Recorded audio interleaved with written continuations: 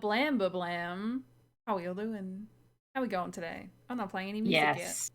yet. Yes. I love that for us. So today you were joining us for the 14th episode of the Book Club second edition. We're in for a good time because it's travel time. It's transitioning to new places. It's having a good round, great and wonderful time to begin a new quest. My camera is very choppy. I love this for me. But am joined, but I don't have words. I'm sorry. Let me try that again. I'm BurrowsRed. I am the Dungeon Master for tonight. I am joined by some amazing, wonderful players, starting off with Terra, played by Friendoboi. Hello, good evening. I am the consciousness that resides inside the lump of flesh known as Friendoboi. I play Terra, the half-elf paladin of vengeance. Oh my god, I said it right. I don't do a lot of stuff on the internet, and then I make promises about things that I will do, and then I don't do them for a long time. So I'm just gonna say the other stuff at the end. Thanks for hanging out, Mel. I was gonna unmute, but I was already unmuted, so it's a good thing I managed not to actually laugh out loud. Hi. I am Levison. I am a streamer and a cosplayer. In this campaign, I play G. She is an Asmar Bard rogue, and I love her. She doesn't know what money is, really. All we learned last session.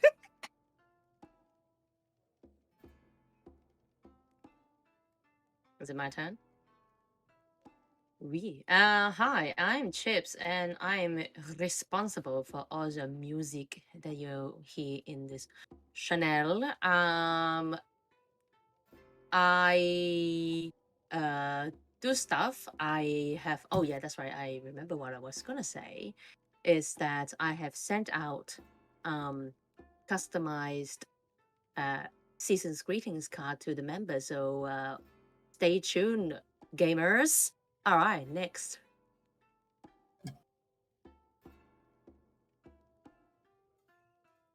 Hello, hi, I'm Jimmy, your cat. I do all the art on the channel. And I play Friend, who is a abomination warlock, and everyone's very good friend. That was so wholesome. I'm Pastel, and I do things on the internet. Today I play Temi, the Furbolg Circle of the Moon Druid, and damn, she likes tiles and having a good time with her good friends.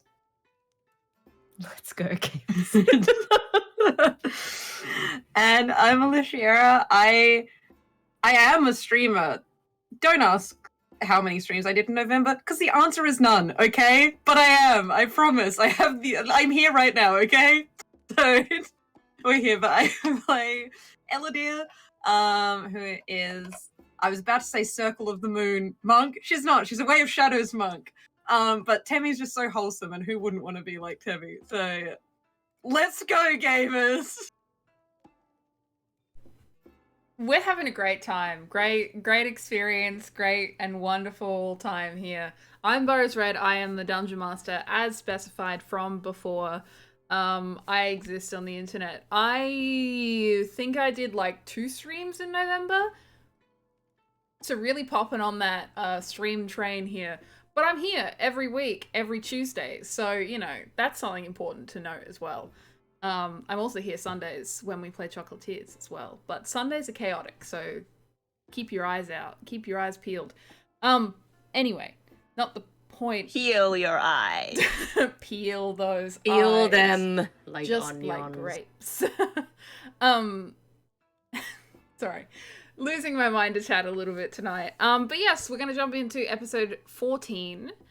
Just a reminder for everyone, we also still have our donation goal for the Shrunk one-shot, where essentially we will be replaying the the Shrek script, completely not remembering the movie, not having watched the movie for a long time, and rolling to assign who will be what, and just, it's going to be chaotic and fun and wonderful. and also simultaneously the best and worst thing that anyone has ever seen. So just be prepared for that.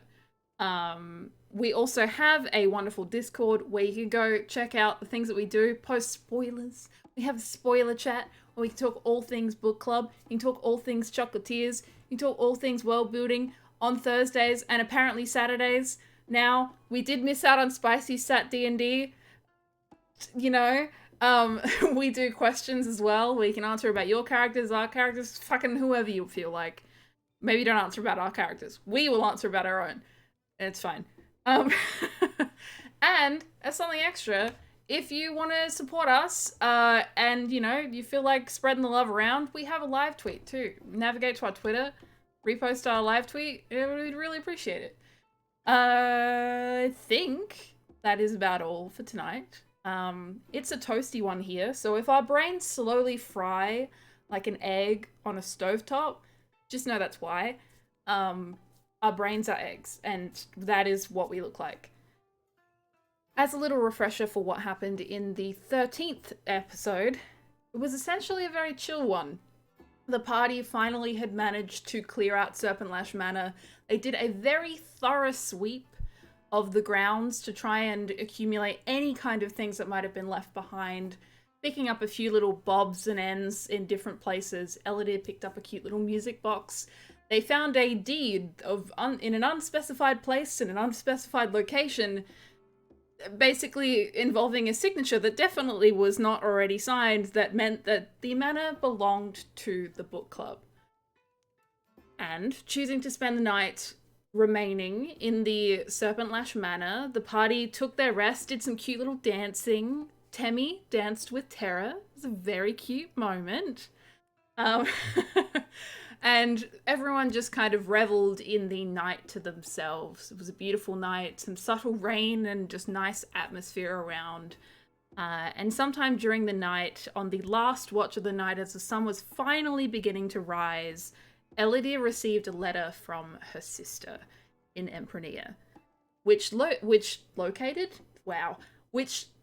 detailed that they had found a lead to this mysterious family heirloom that had been seen or heard of near Corwall, the first real clue that Eludere had had in quite a while of where this thing was. So, shortly after, telling the party, going, hey, I have a lead, let's go here. The party packed up and prepared to head to Corwall. First, they needed to find someone to take after or look after Serpent Lash Manor. Make sure that no one's just sitting in there fucking sleeping or whatever, you know? Then they decided they would go for the biggest, strongest, meanest looking dude around, and they apparently decided on Grankiss, who is just a sweetheart. Still very strong, still very good, just maybe not so mean. And G left him in charge of the restoration efforts for the next month, and there was a humorous exchange about the price and value of money. I highly recommend watching that one. Price of money. Yeah. But anyway, Grankus packed up and went, fuck my job, I'm gonna go live in an abandoned house, and left, without much convincing. So that's great. We all want to be like Grankus. And the party proceeded to head out of town. Terra, in a last-ditch attempt to try and kind of quell the... How do I put this? Basically sass a dude who really doesn't like her. She found Ellis, someone who she'd interacted with before in Northmount and who basically didn't have a hugely high opinion of her. And she went, I'm gonna fuck your shit up, and proceeded to fall off a balcony. It wasn't her fault, to be fair. She was coming at it from the lower floor, trying to jump up on top. It was a difficult maneuver for everyone involved. However, still managed to keep him around. There were a few little words passed between them before Lucas decided to step in, hearing the serious tone in Terra's voice and being quite friendly with the book club, decided to take him out for her and just went, here you go, that one's for you. If you ever need me, feel free to ask me to punch someone again. And Terra went, sick. Really would have liked to have done that myself. But still managed to intimidate a number of guards on the way out of town, knowing that she means business. And that is where we ended the previous episode, with the party exiting Northmount and heading off on their adventure, planning their next steps. My cat just fucking screaming. So we begin the 14th episode with the party having just departed Northmount. You're currently standing on the road and heading out, kind of heading in the northerly direction. Basically, this is the time that I ask how you would like to proceed to Corwald. If anyone needs a refresher, there you can do !world and navigate your way to the realm's map in order to find out where Corwald is. But there are essentially two different ways that you can go if you're planning to go on foot. You can head south through Ostum and go across the mountains and head to Corwald that way. Or you can head back to Delwyn and kind of do a big loop around, which will take significantly longer, but it is possible as well. Or, obviously, anything else that you choose to do.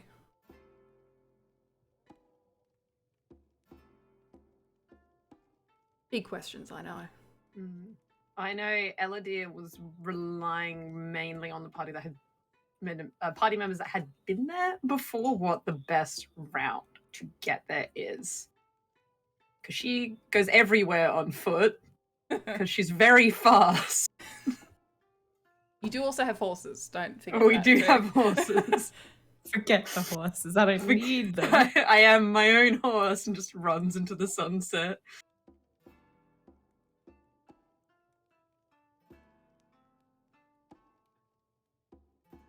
I just tried to open up the map and I got lost, so...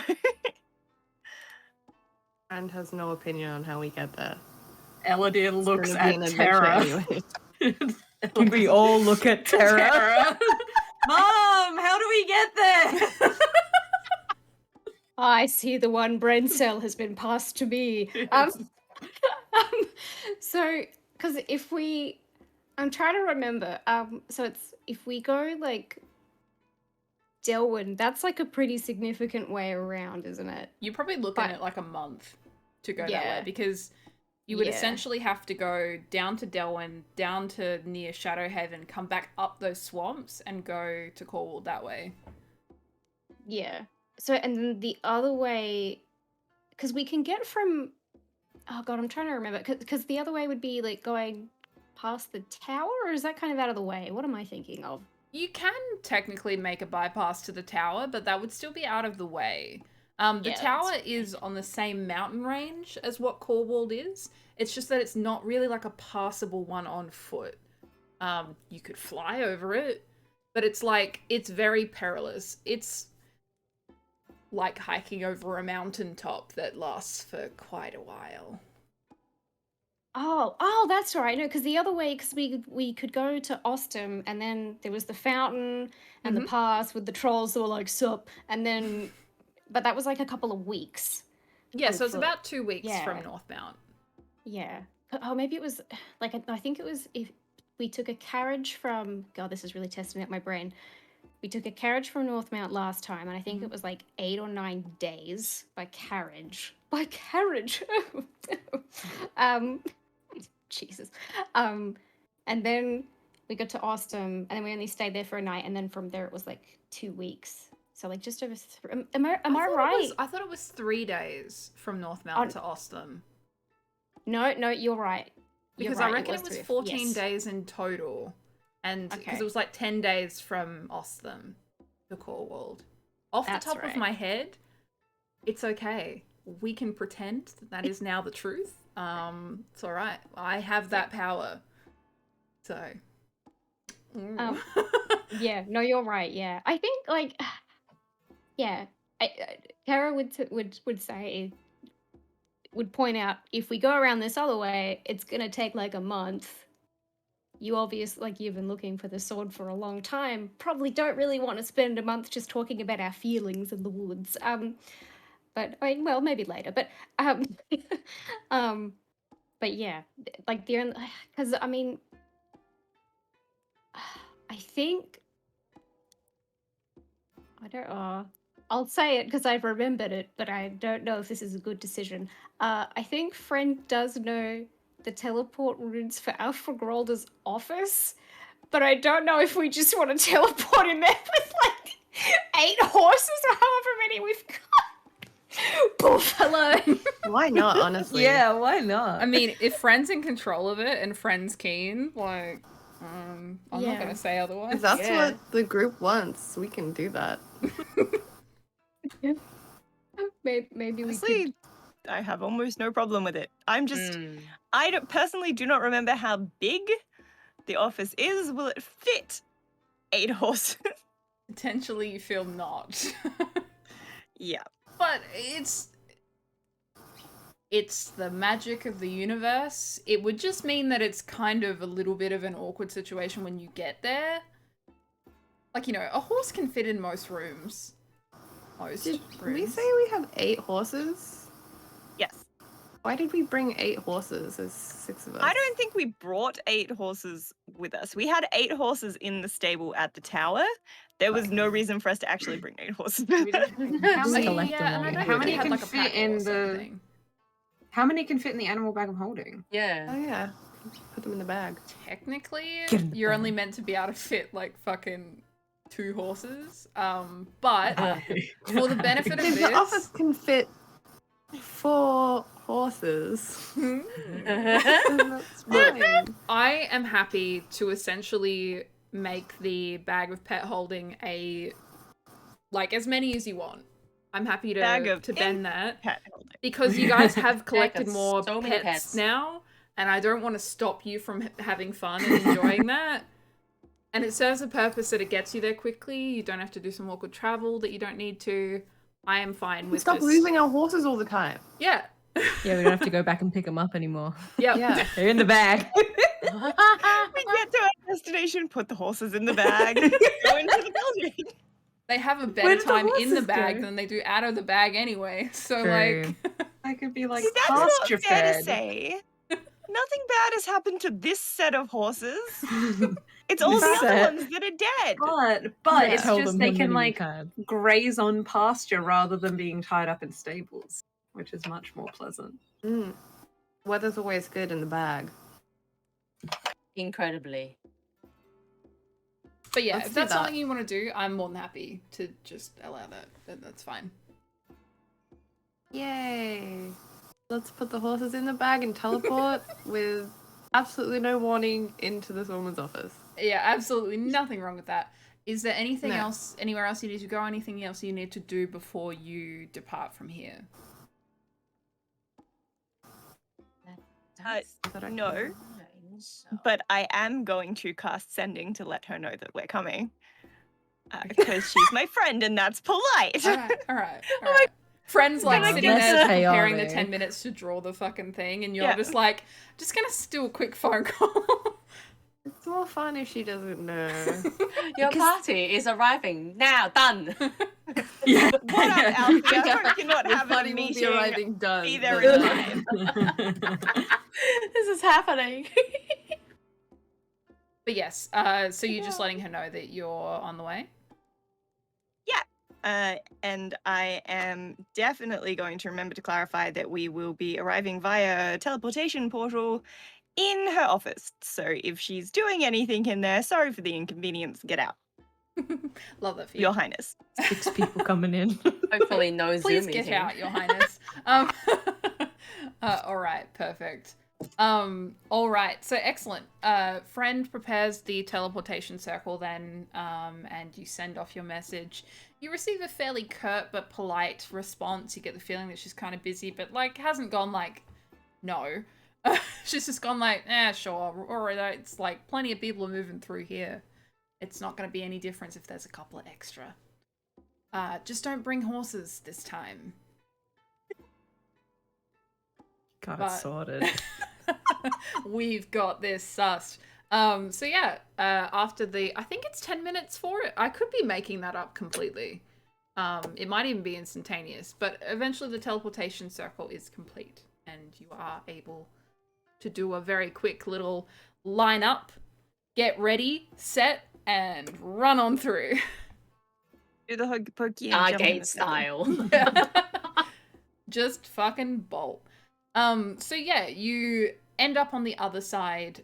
For the new parties here especially, you are kind of immediately kind of thrown by the interior of the office. You emerge into Alfred Grolder's office specifically, and you see that the castle itself, or what you assume is the castle from where the office is made entirely of this marble stone, like material from the walls and such. It's fairly lavishly decorated, but definitely there is an age to the building. And you kind of see a lot of light streaming in from the windows as well. You see that the office itself is set up to be kind of office/meeting area, kind of a place for professional business. Alfred Grolder does not appear to be in the office currently, but there are, you see like 2 guard footprints, or like feet at the front, not footprints, feet at the front with like the door kind of jarred open. And then kind of one will look in and will just hold a hand up to the side of his face and press a stone into his ear and start talking, but otherwise just doesn't really pay too much attention to you. You get the feeling he was probably aware of the fact that you were coming, and you emerge into Alfred Grolder's office, feeling as though you just walked through another door.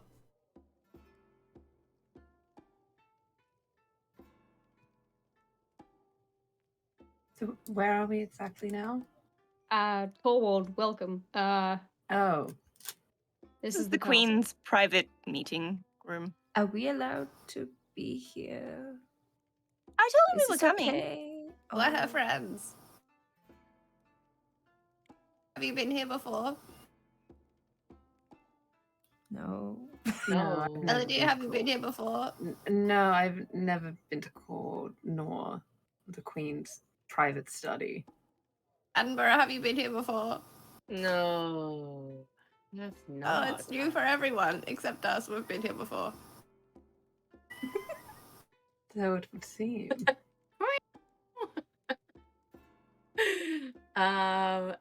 Yeah, I'm glad I know about the teleportation spells, or else I will be questioning the things in my pipe. That's fair. Anyway. Well, shall we head out? Seeing as we're just now immediately here. Yeah, let's- where are we going? Yeah. We're going to he was last seen at the Heroes Lodge or something. That's where we stayed last time. Big place. Oh, cool. Shall we go then? Yeah. I think it's a little bit of a walk. I think it's like a half-hour walk. It's like it's the equivalent of like a large city, so like it's a decent walk. The Heroes Lodge, so Corwald, as you would kind of exit the castle as well, we'll assume the Queen isn't there, so we don't have to have that conversation right now. But as you kind of exit the castle, you see that the castle and a few other buildings on top are in what is called the Upper Wards. The Upper Wards contains also the Animus Hall, and as you walk past it, you see a lot of large infrastructure and a series of people in quite scholarly outfits moving through. And you know this to be, well, like, you know, anything that you would have heard about Corwald, if you've heard in whispers and such. This is the main kind of research slash like library slash, it's kind of the equivalent of like a mini university, but also a library, which is also on the Upper Wards. As you kind of are moving on past, you see a lot of their outfits as they're walking by, and you see them kind of being very uniform in nature and all that kind of thing.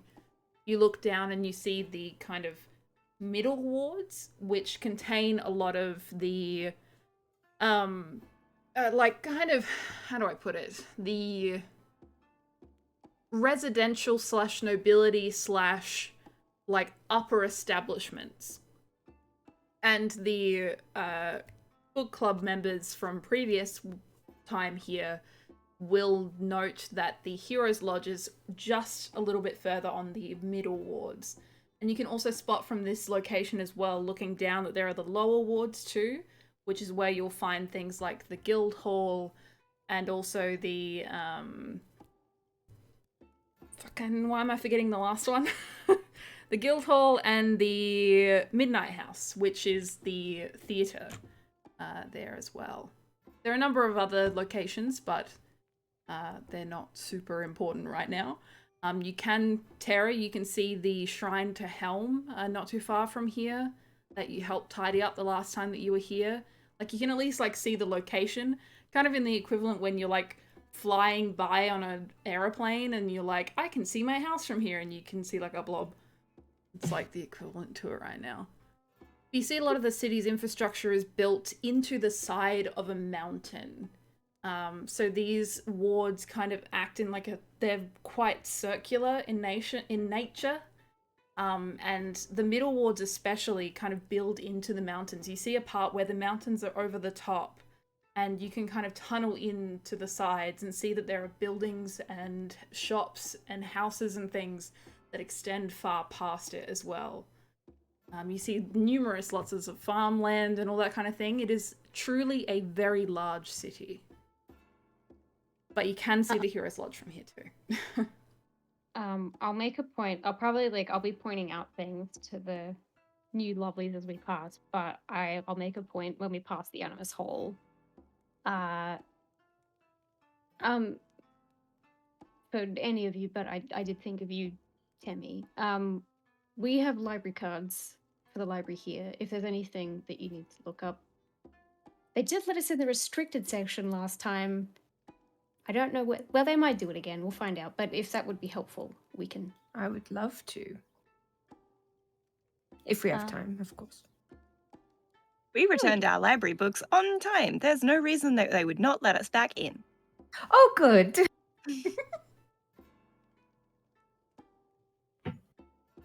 Okay. Where was the... Oh god, what was it called? The place that was haunted, and it was like, this is where the hangings used to take place. There are the whatever. Devil's Gallows, which are on the middle wards. They are not too far from here. I say everything being not too far in that from your kind of upper vantage point, you can see mostly everything that isn't encased in the mountains. But yeah, the Devil's Gallows are for sure middle wards and like kind of on the other side of the city to, let me just actually get it up. If you look at the link for Corwald itself, it is like, there's Animus Hall, which is up, and then the Devil's Gallows is directly behind that. You just need to do a little shimmy, do a little look, and you should be able to see it from here. I'll also mention while Friendo, remember that like out past the farmland, there's like that big, like, not like a crater, like a canyon or something that's like a spa, like the mushroom spa or whatever. Like there's hot springs. Yep. With big mushrooms. We didn't go, but we heard about them. So I'll tell them yes. about that. We should totally go. I'm writing it down. Lava soak. But yes, you can kind of see those outcroppings a little bit further south as well. You can see these kind of like subtly glowing caves just south, and they kind of like glow like a heartbeat kind of deal with this like soft, subtle blue glow that comes from inside. But yeah, you're looking like a couple of hours to walk out of the city and go towards those, but still very possible.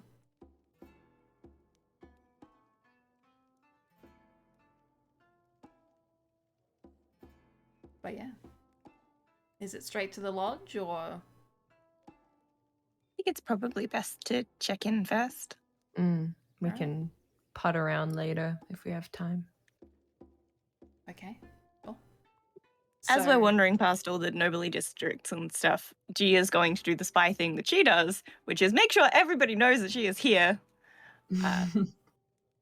And probably, I don't know, this probably does the Eludere a favor of nobody's going to notice her if Gia's being like, hello, look, I'm shiny and here and in town.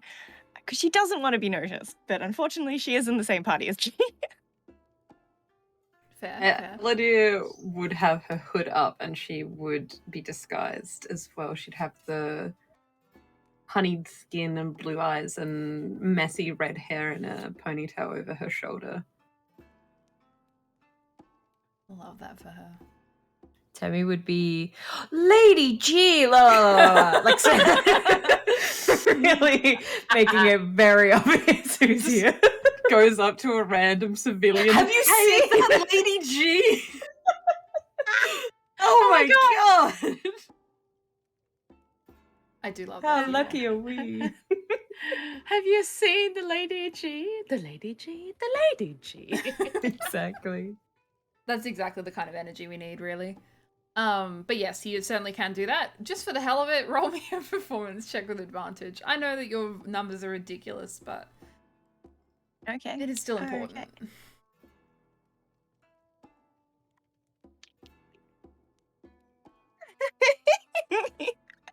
That's a nat 1 and a 19 for a 29. What would a nat 1 have even been? 11. Yeah, fair enough. So yes, you kind of move through town and you kind of see that a number of people within the city, looks like they appear to be locals, they appear to have jobs around here and all that kind of thing. Oh, I also forgot about the cute little coffee shop with the orc. Let me sigh for a bit. Anyway, you see that a number of people take notice of you, seem to be kind of noting your presence here. And you're kind of getting the desired effect of people definitely 110% knowing that Lady G is here. But yes, you move through the city, going through the middle wards there, just kind of rushing past people who are just kind of going about their day. Everything seems nice and calm here as well. There's like some nice sun coming in from like the middle of the day and all of that kind of thing. Just kind of like, you know, feeling like a good afternoon stroll, more like morning stroll, I guess. Don't have any concept of time in D&D. And you head towards the Hero's Lodge. You eventually come up towards it, and it's just your fairly like fancy, but like not too fancy, what do you call it? Not too fancy tavern. You see that it itself is built out of marble and appears to be kind of the remnants of an old battlement that's been kind of transformed into this tavern or lodge. And you're able to enter very easily. You see the barkeep behind the bar. Appears to be a different person from the last time that you were here. But she will come up to greet you. Appears to be a tall elven woman. And she comes up a bit closer and she's just, "Welcome to the Hero's Lodge. How may I assist you today?" Can I quickly... I did think of something, but I didn't want to interrupt you because you were talking about how everything looked, and I was just like, wow, take me on a journey, Barrows. As we're walking, I just kind of want to quietly, like, I mean, so that like all of us can hear, but just ask Eludere, is there a name that you would like us to call you instead of Eludere, just in case when you're disguised like that?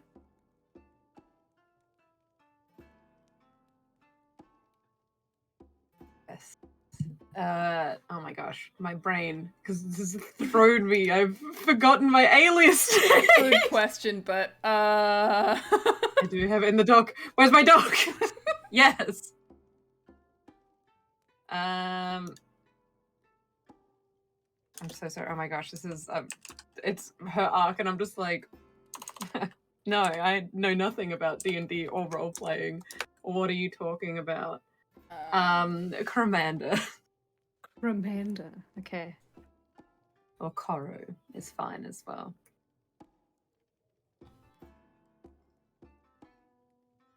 Okay, because I didn't just want to walk in and be like, hello, yes, all of us, and here, our friend Eludere specifically, who we're going to talk about by name within earshot, like, I just, you know, because they might know her, so, okay. I'm forward now. Yes, so yeah, you've just been approached by the barkeep who is greeting you at the door.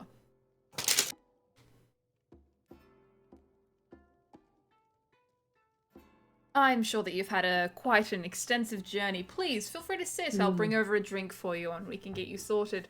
Are you looking for accommodations or anything specifically right now?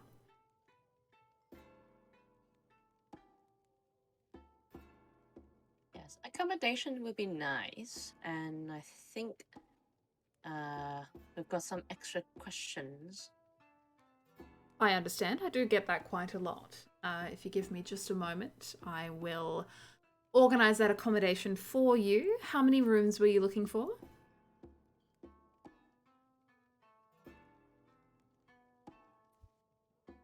2.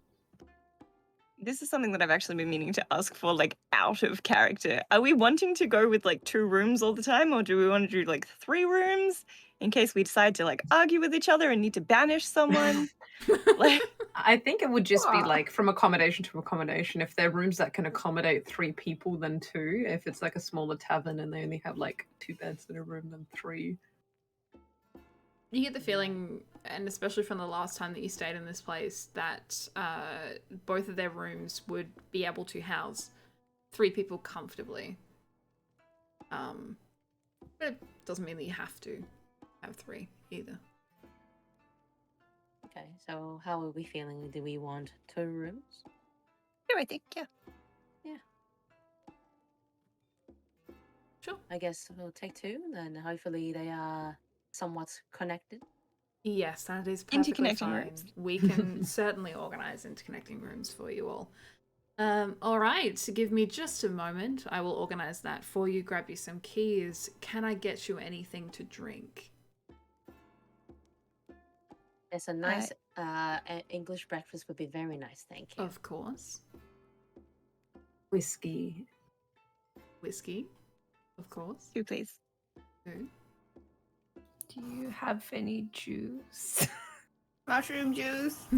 Mushroom juice. We do have juice. I'm not too sure that we have mushroom juice, but we could always juice some mushrooms for you. Yes, please. Would you both like mushroom juice then? Thank you. Certainly. Thank you. And you? Speaking to Terra specifically. Sorry, my brain just turned off for like the last 2 minutes because as soon as we were talking about rooms, my brain went, there was only 1 bed. Oh my Oh, god, they no. were roommates. They were-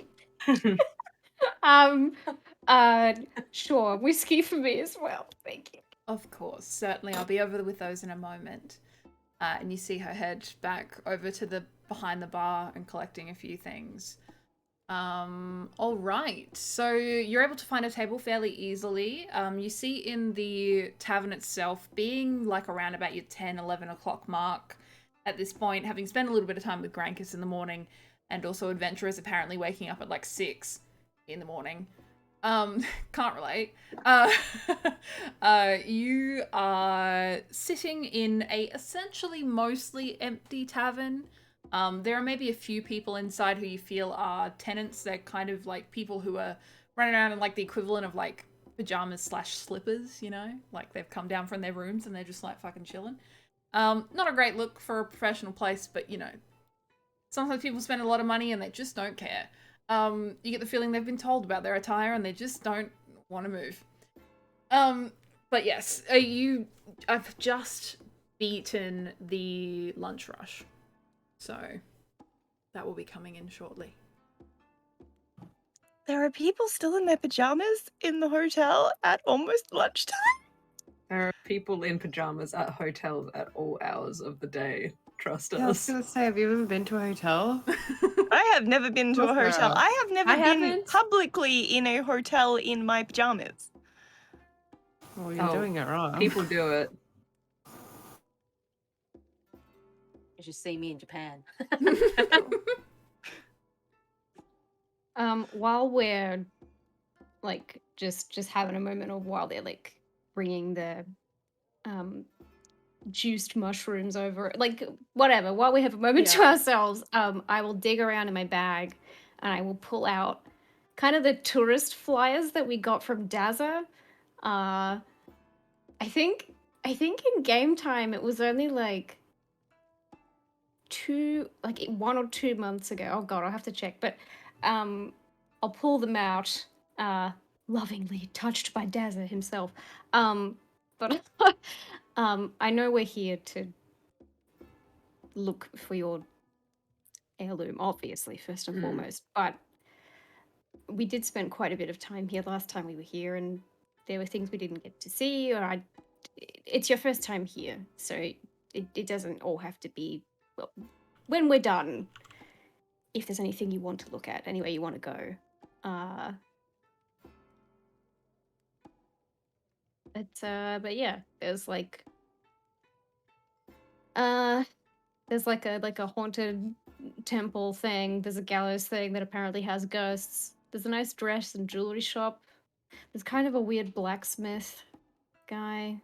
I can't remember his name. He was at the party we went to when we were here, but he was Arrested? Oh no, that was the other one. That was Incus, and he was the one who had Iluana in his basement. No, I remember there was like an old guy, and like me, like There was Burrows, there was Adbald Smithy, where Adbald was the older gentleman, and there was the son, or like the grandson, who worked in the shop. I can't remember. Incus was the guy who ran the blacksmith where Iluana was kept underneath. Yeah. You would think I would have gone over my Cornwall notes, but I did not. But yeah, It's just fine. trying to make light conversation. Look at these things. If there's anywhere you want to go, we can go there when we have time. Blah blah blah. I mean, to be fair, your brain was halted at there's only one bed.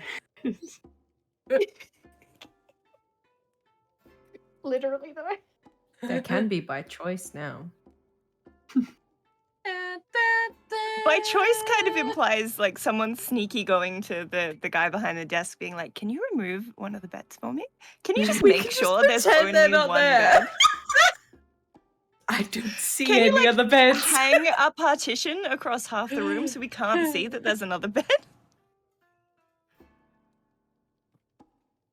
Oh my god.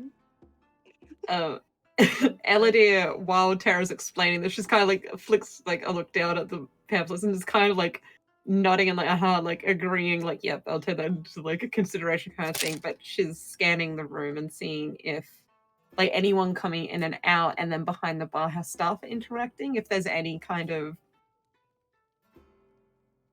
I don't know, anything that piques her interest is like suspicious, or like interactions of like people trying to avoid being like an interaction being seen kind of thing. I think You're muted, but you're not muted in Discord. Roll me a perception check. I was like, is that me? Did I do something?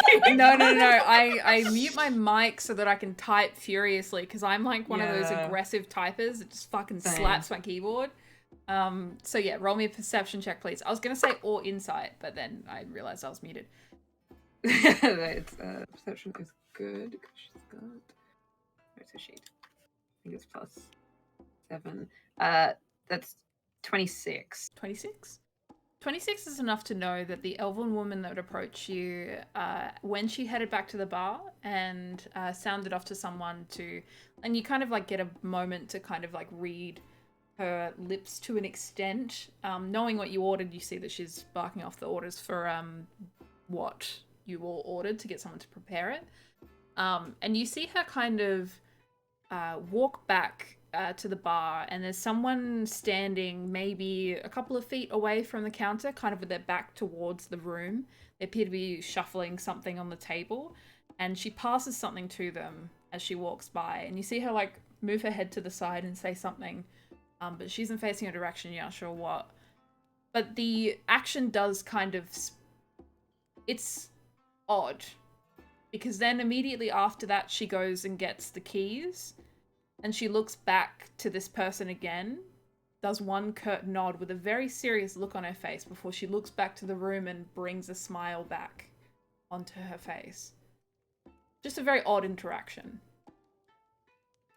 Are there any, like, key determining features, like, just in terms of clothing? I think is it someone just like in a cloak, like with the hood up kind of thing, or are they like not like any not like a purposely evasive looking person, you know? It's not like the hooded figure in the corner, like dark and mysterious kind of deal.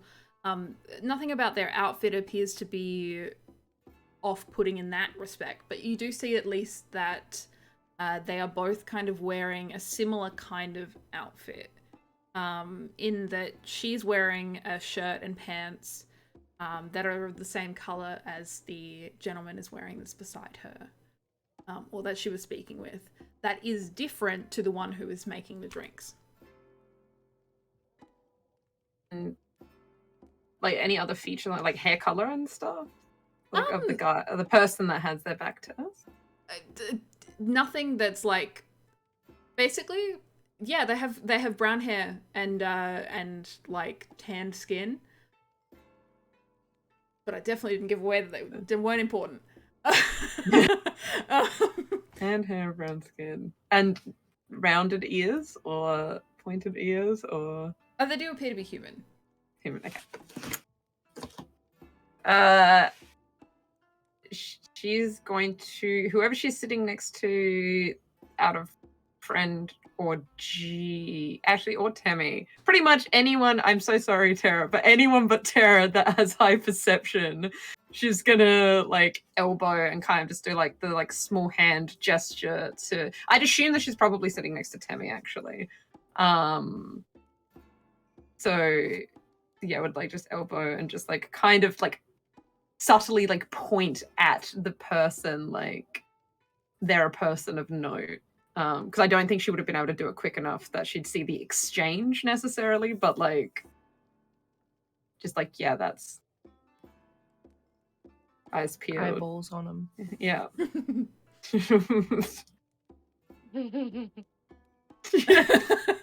Not subtle at all. Runs up to the guys like, hey, look, it's Lady G. Have you seen Lady G?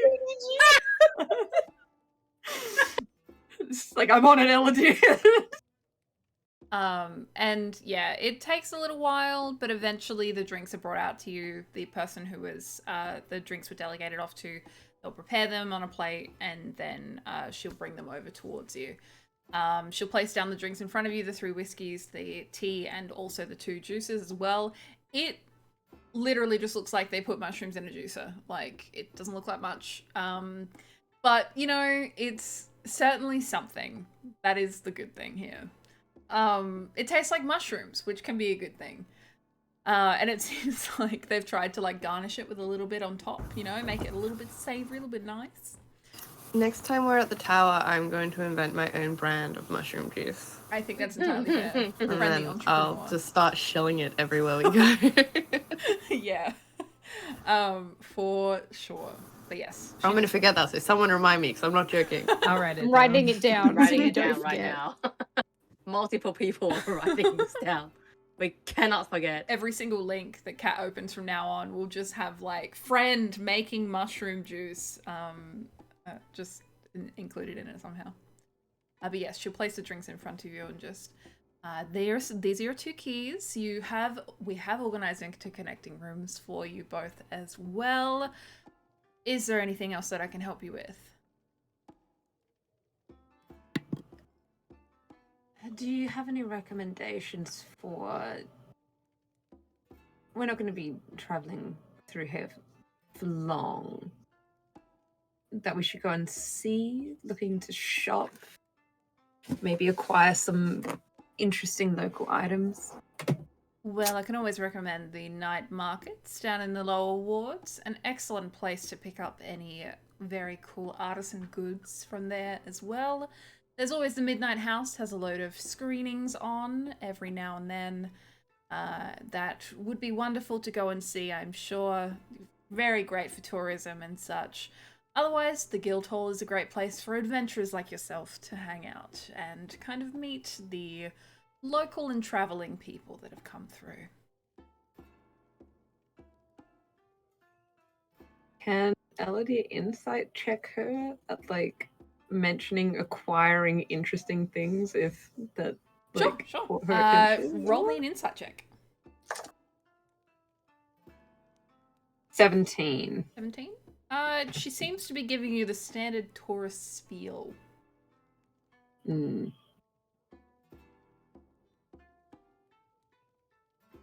Look, we've got some coin to spend while we're here. We're wanting, if there's anything a little bit more exclusive, maybe, you know, something that's really, when we leave, we can boast about.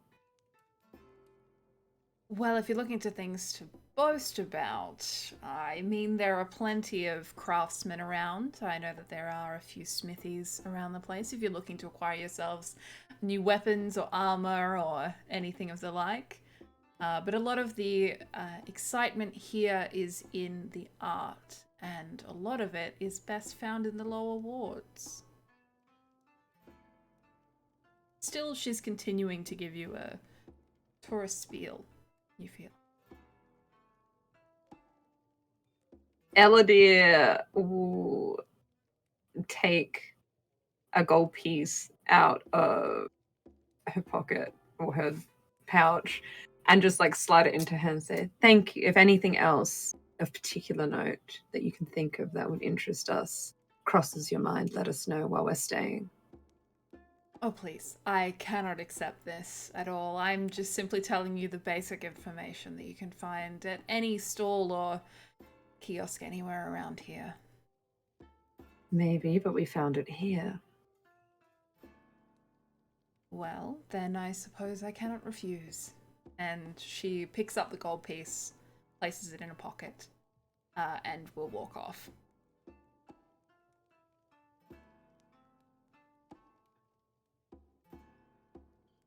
Is the guy still at the bar? Or, like, because she's The- kind of yeah, half keeping a tabs. He's still there? The one with the, like, the back turn, the human. Yeah. Yes, he is still there. And I'm assuming that you continue to look at them, because, you know, that's what you do. She will head back to the bar, and you kind of see that she makes some kind of gesture towards him, says something again to his side, and then does a small little, like, gesture, and they will both go behind a locked door, like, into what you would consider to be probably the kitchen, and leave the poor bartender to man the bar. Upper management, I tell you what. Oh, I know, the worst. Having their coffee breaks all the time. Fuck. I've got an off-site meeting. Yeah. Goes and has coffee for 20 minutes. Have lunch for 3 hours. Yeah. Okay. Yes. I just remembered that this is probably not going to work even remotely. But I prepared locate object today, and I know that, well, I'll explain. I know that you said the sword's been protected from scrying, but I could try locating it if you, not that you have a picture of it, if you described it to me, if there was a way that I could, I mean, so it would be familiar enough to me that that it would work potentially. I mean, yeah, we haven't tried scrying on it in about 30 years because every time was futile, so she didn't mention anything about it in the letter anyway. I can't do it myself. Yes, it is a rapier. The blade is completely made of moonstone. The hilt and guard is woven silver with blackberry blossom.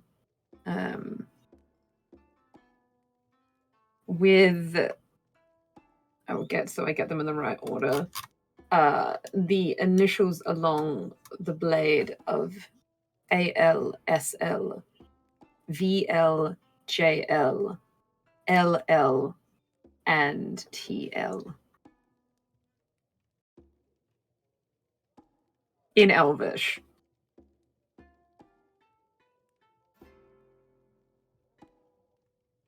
Okay.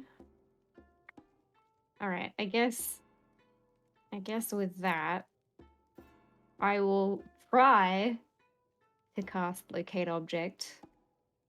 So I mean, it says describe or name an object that is familiar to you. So I guess I'll be like I'll close my eyes and I'll be sort of muttering, kind of repeating what Eludere is saying and trying to visualize it in my head. And kind of just holding my hands together, but I think it just sort of looks like orange kind of little wispy things like coming off my fingertips, and then maybe like just sort of hanging around my head a little bit, little bits of black and smoke kind of through them. But if that makes me familiar enough to it, if it works, I don't know. The card says other stuff. So, you, knowing the abilities of this spell, know that it also mentions that you need to have at least seen the object up close within 30 feet. And for a moment, you feel as though it won't work. You're like, why? Why did I do this? But then, in the periphery of your senses, as you begin to cast this magic, you feel a faint, very faint, but some kind of blip on your radar. But you're not sure why. You don't remember explicitly seeing something like this before. And yet, for some reason, at some point in your life, you have seen something of this description. Obviously not enough to have left a lasting memory, but enough that in this moment, with that recollection, you are able to locate this object. You feel inherently that it is to the east. Always have to do the never eat soggy Weet-Bix every single time, have no sense of direction, which means that it leads off into the mountain ranges of the Frost Lace Mountains. And as I mentioned before, Corwald is built into this mountain range, and you feel it extends further than what the extent of the city is. I don't know if you can, like, it doesn't say specifically. You like just distance? sense the direction of the location as long as it's in that time. So, like, if you don't know exactly, but, like, you get the feeling it's far away. okay, I mean it's like within 1,000 feet. Yeah. So I mean, shit's far. Also, Burrows, excuse my language. What the fuck? I didn't think that would work. What do you mean I've seen it? What are you talking about? I don't know, fam. No idea. Why would you have seen it before?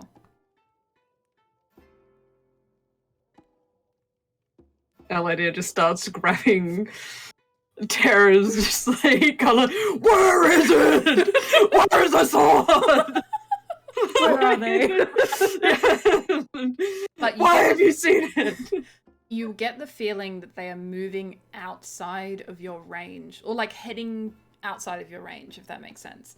Like that Okay. kind of faint feeling that you're getting is nearly at the extent of your ability to reach. Okay.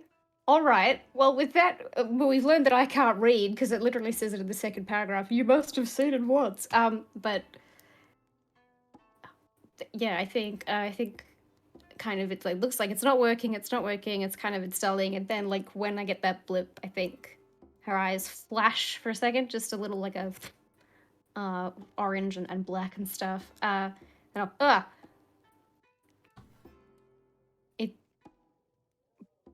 it worked.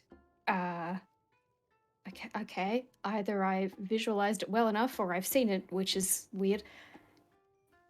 East mountains that way. It's moving. It's about 1,000 feet. I'm trying to say I'm stage whispering. If there's anyone behind a locked door that would like to listen to this conversation, Lady G is here. Lady G? Yes, so loud. The infamous.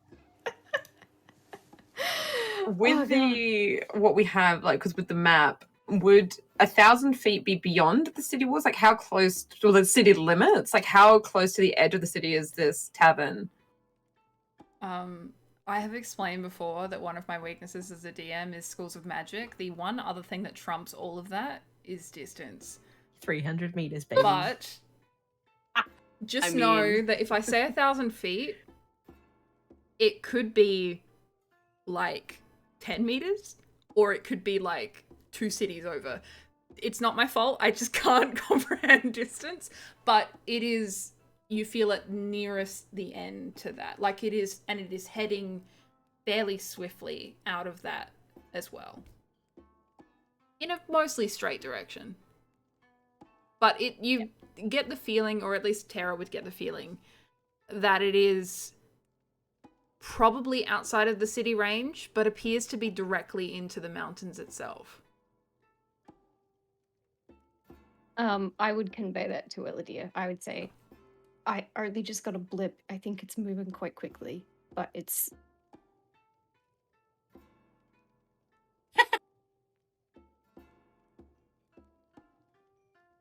How do we get inside the mountain? Well, the last time we came to the city... Wait, I gotta look at the map. Oh my god. Because going through Ostum and going through the mountains that way, and where CatRoulette, like the road That's that we north, sort of... yeah. That's all north, so it Yeah. wouldn't be the same... Nope. No, okay. Roll me a history check for me, please. Just me or everybody or... Just you. Because you're the one who can sense it, so like... Okay. Yeah. That makes sense, I guess. Okay. Oh, you fucker! What is It's a 4! Oh no. It's a 9 total. What is... I'm losing my mind. I'm losing my mind.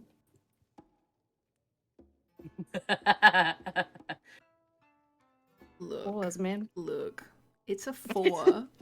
It's Yeah. not a 1. I'm gonna go with... So, you're not entirely sure exactly what would be to the east, but the fact that you are able to pick up that there is an object there, you get the feeling it's not just like fucking like, you know, walking on its own legs, like someone's walking it out there. You feel like you can maybe look to see like what's out there, can't find a map or something along those lines. You feel like you need more information to know exactly, but there must be something out there. When... I have one last question before I will need Sure. some brain cell help from the rest of my lovely party. When we were here last time, I'm pretty sure, like, we have the little dog box that like barks. That was like vibrations and stuff coming to the south. So it's like Shadow Haven and shit. Why am I asking this? It was a good reason. I don't remember. I think I'm just trying to get... If it helps, the mountain ranges, so the Frostlace Mountains is what separates the realms from Ostelos. You get a feeling from the distance that you're sensing from here.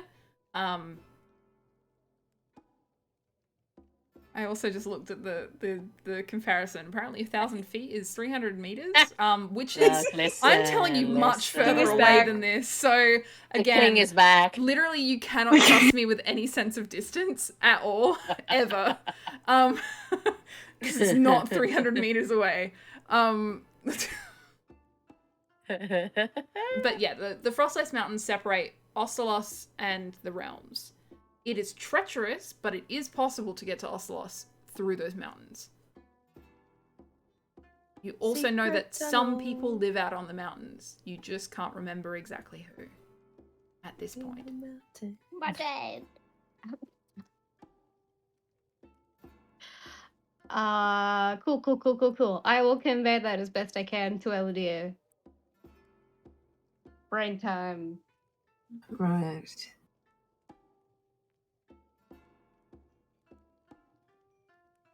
Well, we know there's some relevance of here, this tavern. Otherwise, Ayara wouldn't have mentioned it. But we know the sword is rapidly leaving. Well, if it's heading in a fairly standard direction, we can see what we can find here and then go from there, I guess.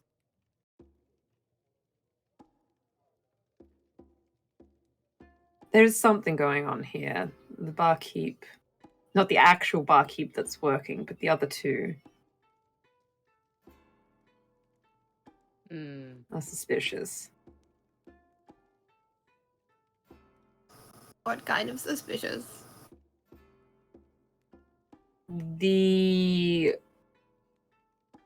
It's a constant facade of customer service, but potentially something sinister going on behind the scenes. It could be nothing, but it could be something. I sense that too.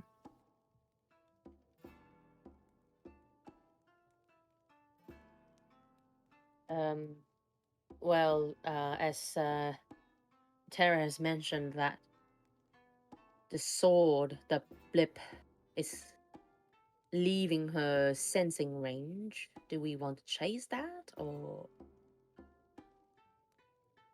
how are we feeling about that? I mean, we can if there's a direct path that leads through the mountain. If there's not, and we could be potentially stumbling into a cave system, then that may not be the wisest choice. Yeah. Is it nice?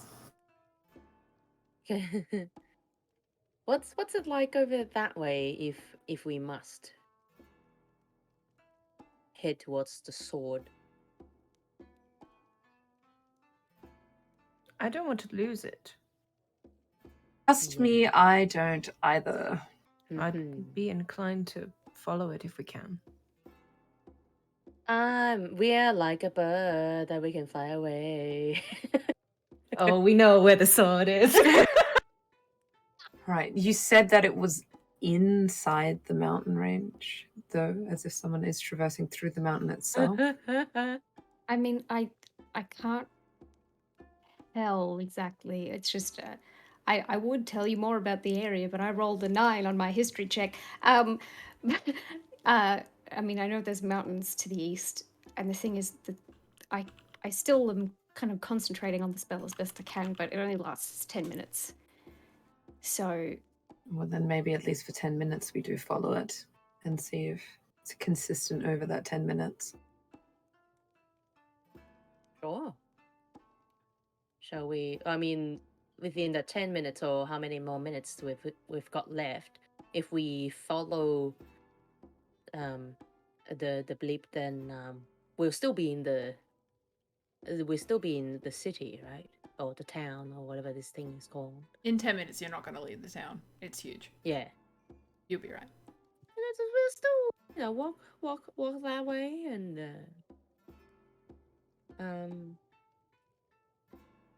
yeah.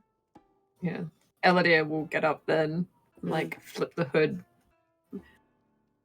Technically, the hood's still up because she's disguised, but she'll motion and flip the disguise hood back up.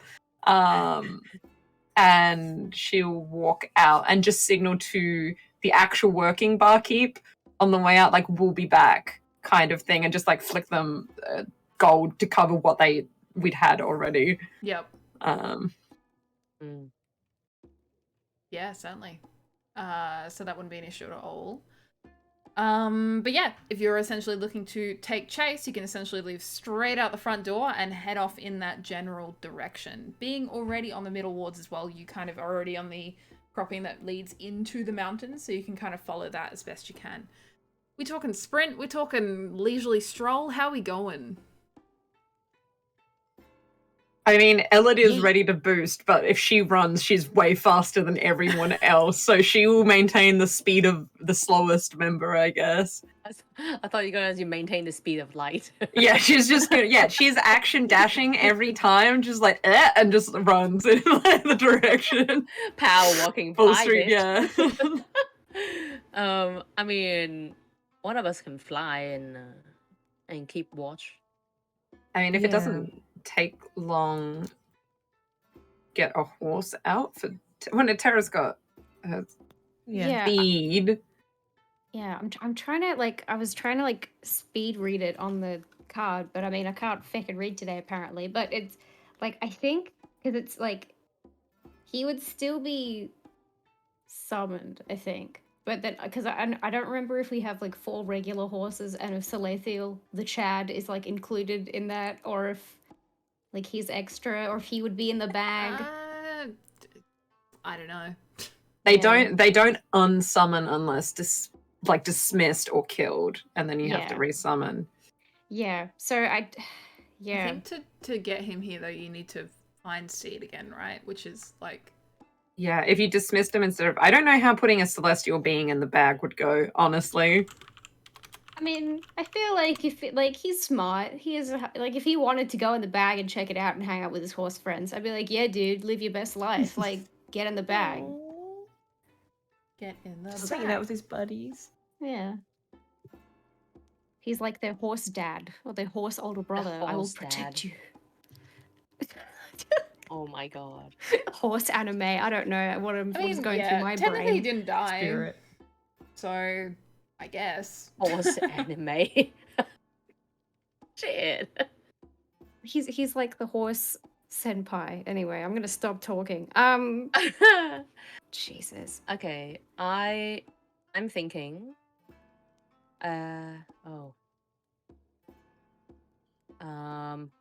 Like maybe does Terra want to fly up with either one of the druids, and then you, with the distance in the sky, we will be, then the party can follow.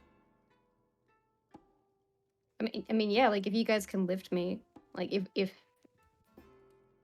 like I'm happy to go with whatever. Like, yeah. Because if we one of us fly up high, then we can sort of, I don't know, sort of see what that area would be like if we continue to go. And maybe you would be able to see that blip visually or something. I don't know how that works. The only thing I do have shit perception, but maybe as like a.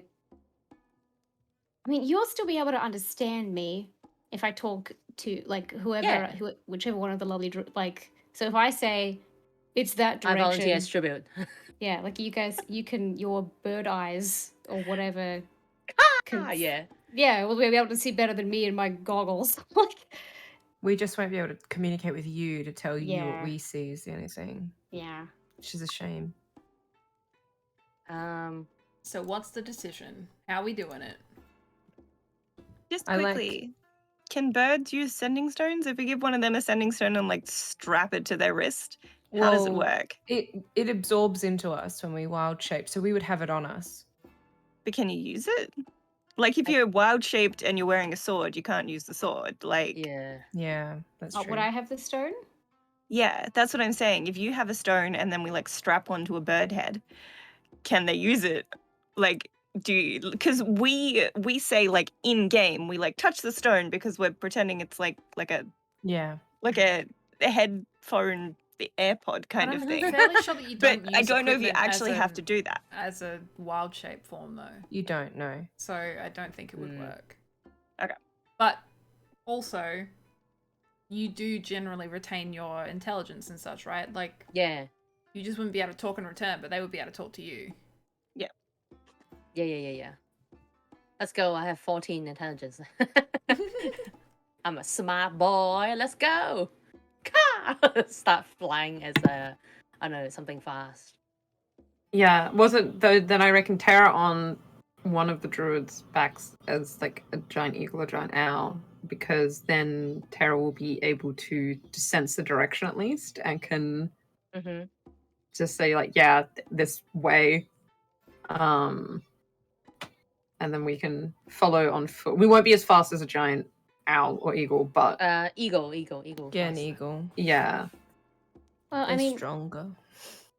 because we have 3 sending stones that work between all of us. Mhm. If we wanted to, like, I mean, like, G has her boots of flying, or there's still whichever druid I'm not with. If we're able to like communicate with like if I have a stone and if I'm able to say it's this direction and we have like some other people looking up high, that's more eyes potentially. We don't have to have everybody else on foot necessarily. I was actually going to suggest that maybe the 2 druids wild shape take Terra, who's got the blippy, and Eludere, and Friend and I run off to like the guild hall to try and see if there's anyone who's like, I don't know, a guild of cave exploring. Yeah. Instead of bad just idea. like Yeah, because we chasing. can all still talk to each other, so it's not really like we're Yeah. separating. Yeah. I think even in animal form we can still speak in druid. Well, yeah, we can talk to each other. Yeah. Yeah. Yeah, that's So no let's worries. go. Yeah, I think that's a really good idea. So Yeah, okay, 2 sick. druids picking up Terra and Eludere, and then Friend and G are heading off to the guild hall. Right? Is the guild hall is the best place for that, not the Animus hall, right? No, Animus Hall's more like the library. But Yeah, I mean, that's what I like, you thought. could always go and see if you can find maps and stuff. That's just more like books and such. Going to Yeah. the guild hall, you might find someone who's more familiar with the terrain. So it depends on what approach you're going for. Yeah, that's what I was hoping for. Yeah, cool. Then that would be perfect. So yeah, you definitely can head off to the guild hall and go and try and suss something out from there. The 2 of the druids, what were you turning into? Eagles. Giant eagle. Giant eagles. The guards around you absolutely near on flip their shit, but you're so fast it doesn't even matter. You pick each other up and whoop.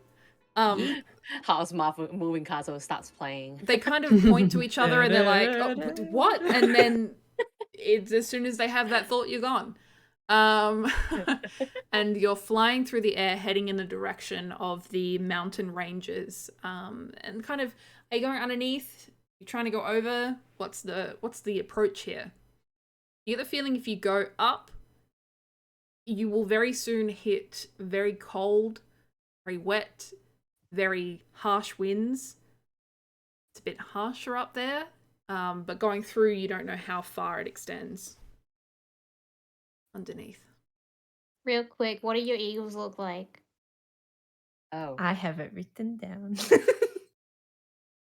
I'm a white-tailed eagle with a white head, brown body, and like a little white tip on it, Cute. Oh. with purple eyes, like Temi. Nice. I think my version would be like a generally brown eagle, but then there's like a patch of green on the chest. Sure. Yeah, and blue eyes apparently. Cute. All right, so you guys fly off. Again, would you like to take the tunnel or over the top? Who's taking who? So is Attenborough taking Terra and I'm taking Eludere? If that's how you'd like to do it.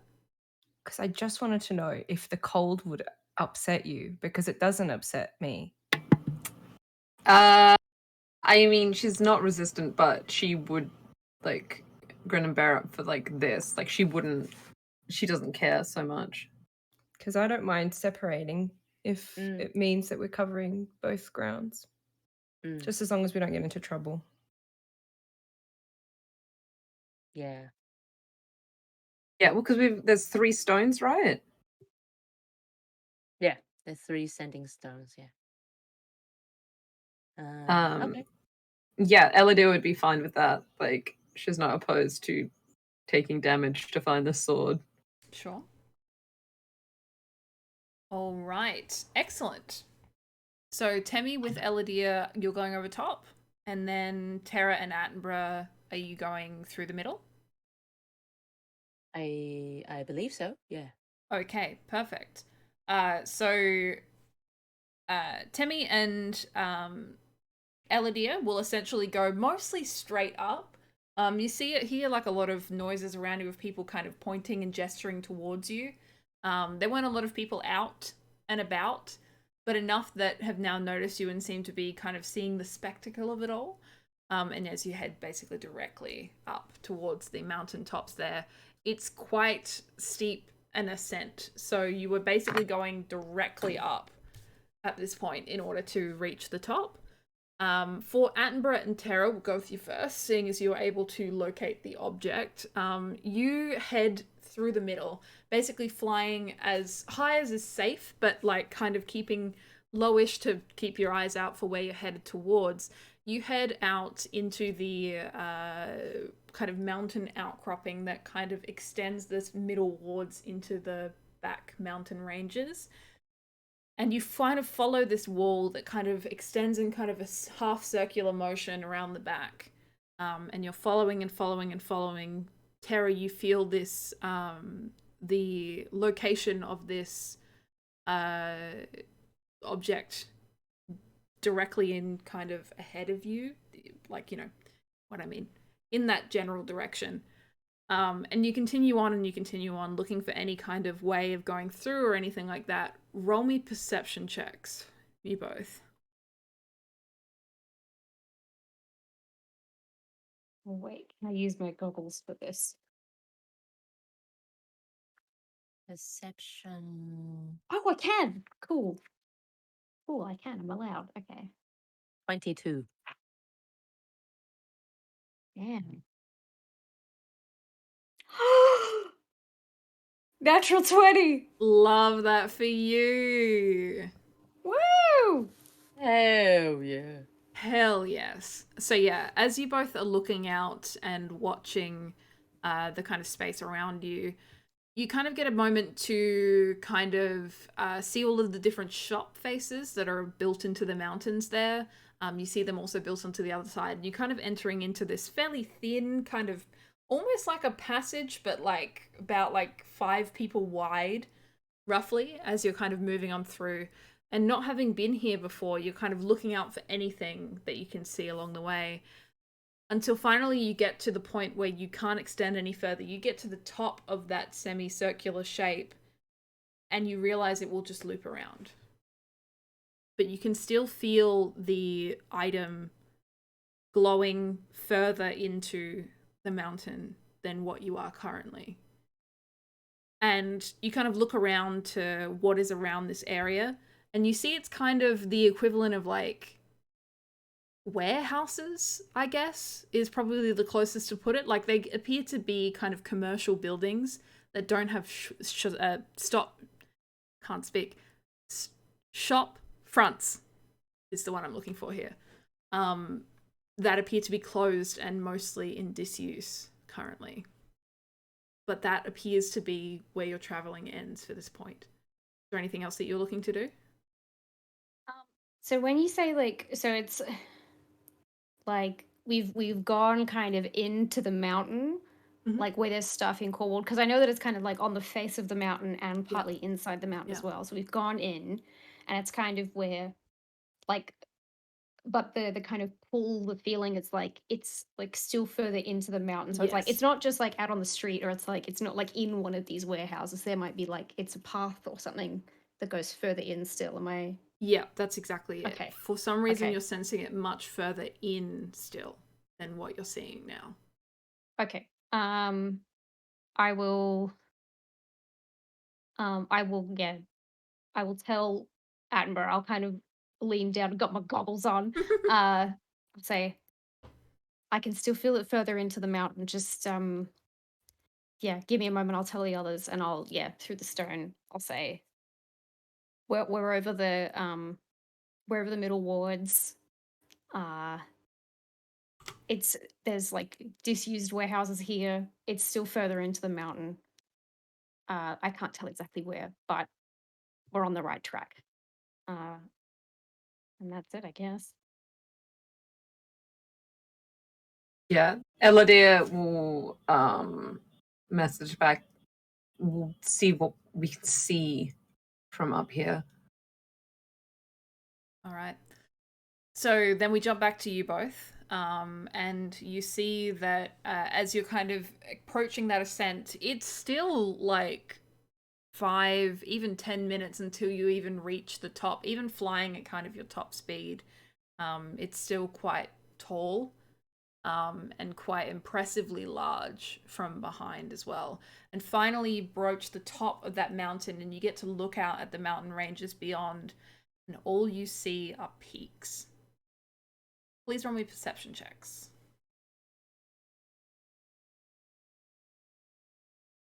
22. 22. 8. 8. Oof. Oof.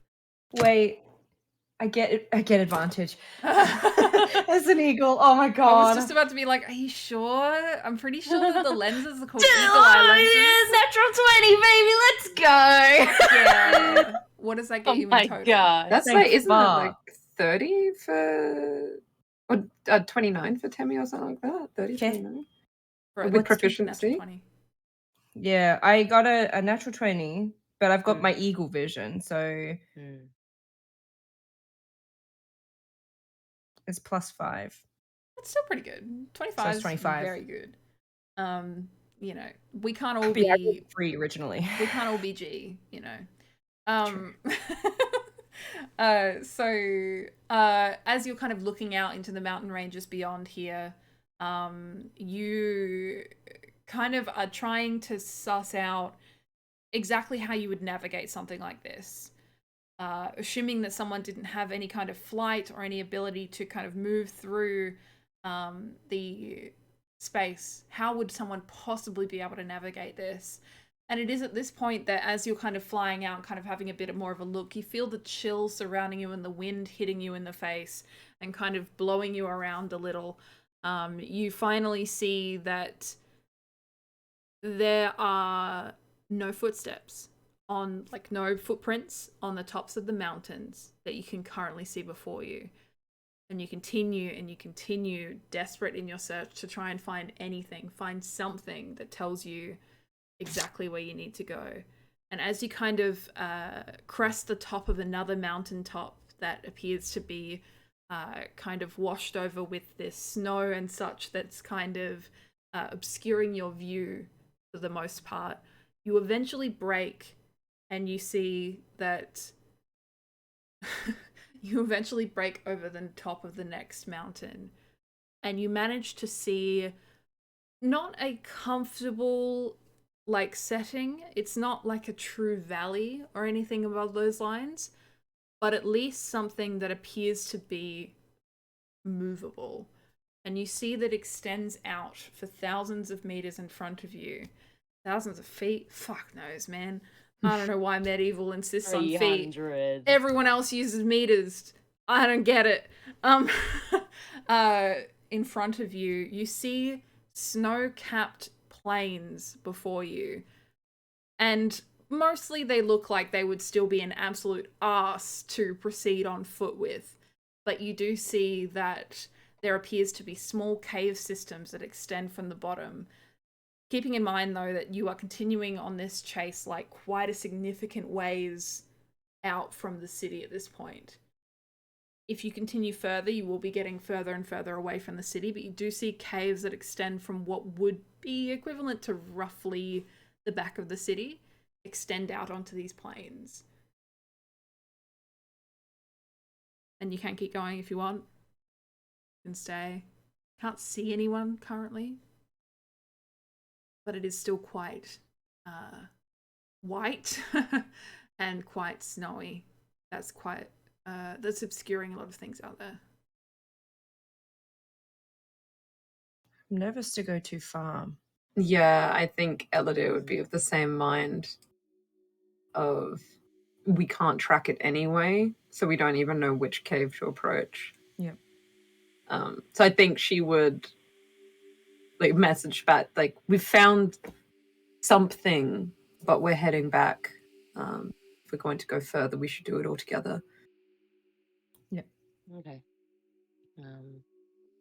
And it's as you go to turn around that you kind of see the wind change, and you see some kind of settlement off in the distance, nestled onto the mountaintops, that appears to be kind of at the front of this valley, so kind of the opposite side to where you are.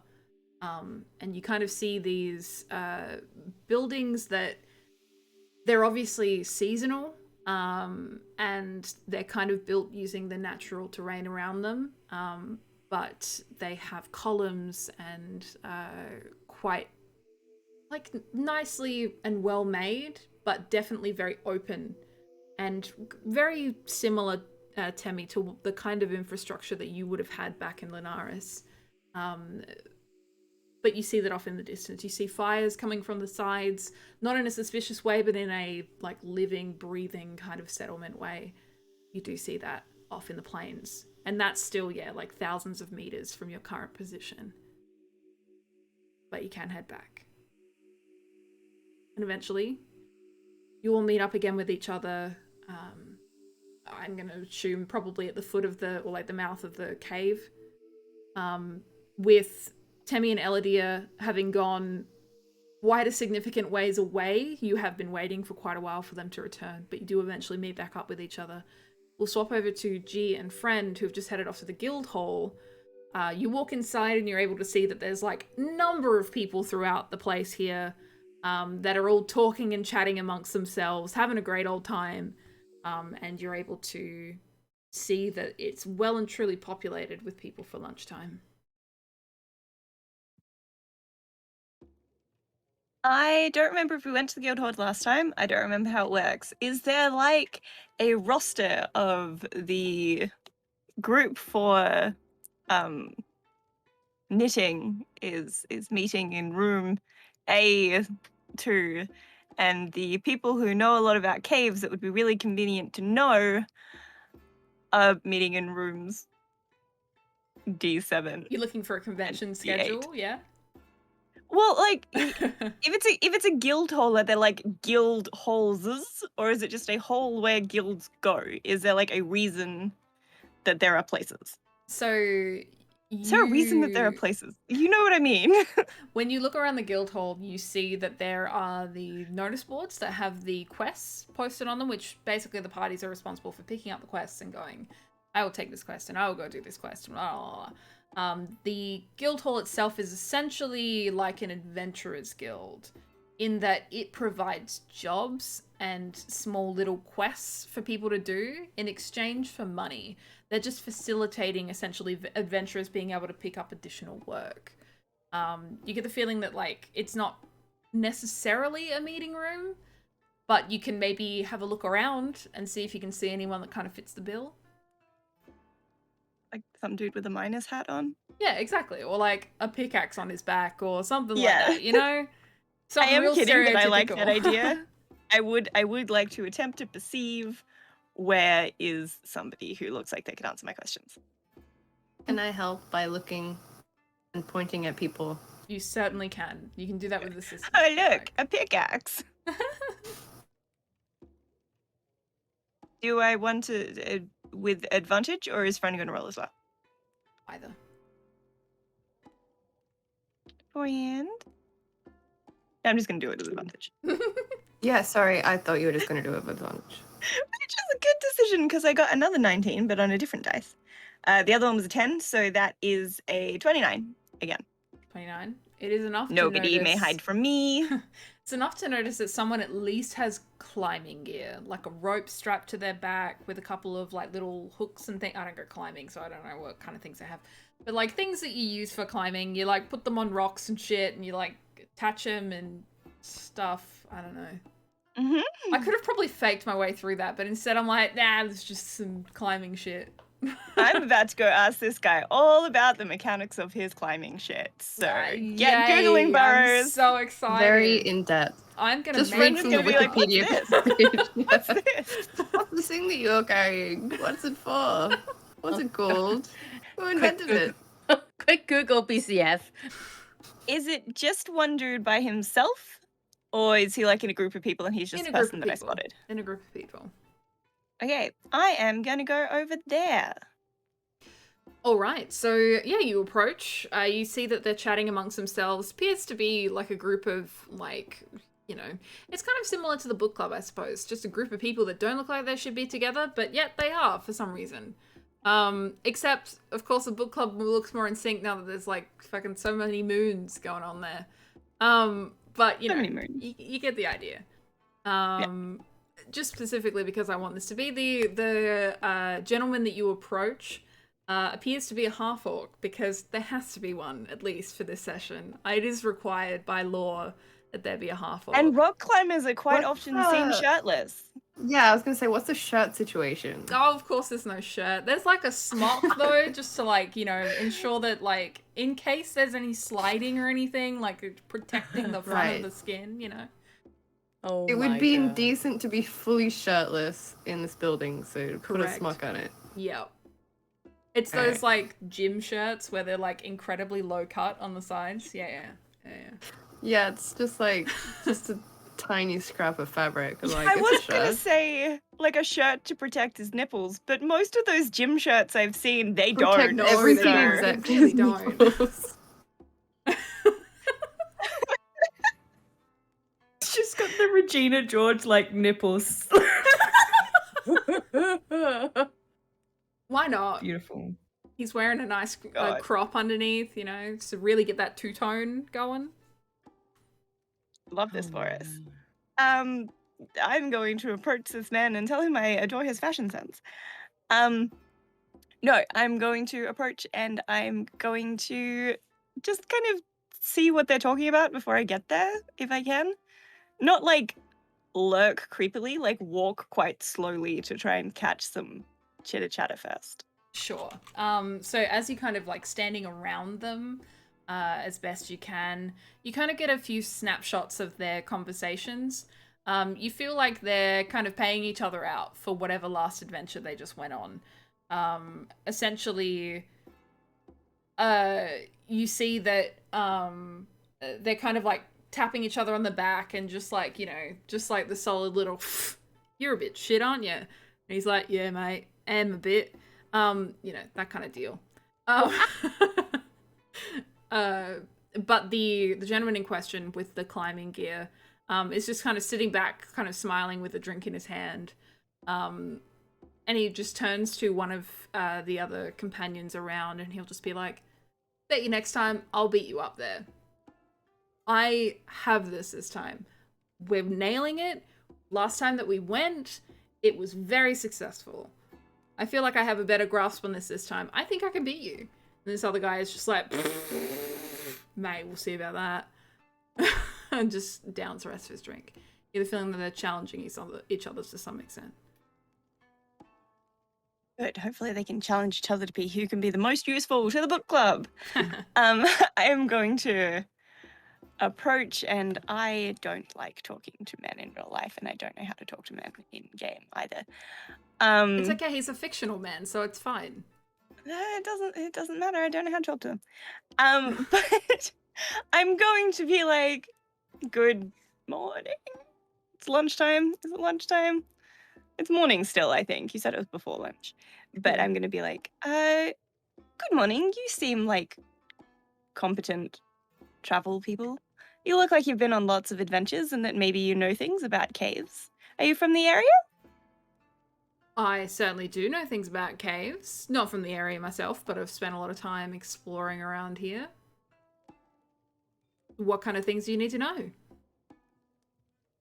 know much about the cave systems in the, what was the name of the mountains?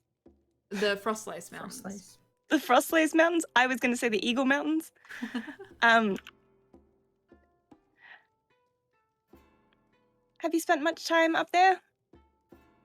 I mean, yeah, quite a bit, I suppose. Not too far past the city, though. Plenty of cave systems that lead you further in. Here it's quite a bit of a trek, but it's not the worst. You can use the cave system that runs down south. head further in. I hear the building's quite old. Some of them lead out as well. Not quite sure about those myself. I just used the caves to the south. They were much easier. Given the fact that I have a brain made entirely out of goop, is south where everybody else was headed? South was in the direction of the spars in the caves that you were talking about earlier. But not in the direction of the blip. Not in the direction of the blip, correct. That was east, right? Yep. Okay. Directly to the back of the warehouses, essentially. Which you don't know about. So... Oh, my brain's started making innuendos about Southwood Caves. So you don't know anything about the cave systems in the east? Do any of your friends know anything about the caves in that direction? Well, I mean, they're not really publicly accessible. Like I said, lots of old buildings, lots of them lead out. Usually people just use it for, like, easier way of stock. Don't really know why, but... What do you mean by publicly accessible? Are you not allowed to go there? Well, you know, like they're people's businesses and stuff. Leads down to their stockpiles or their warehouses or factories or whatever. There's nothing else down there? Not that I know of.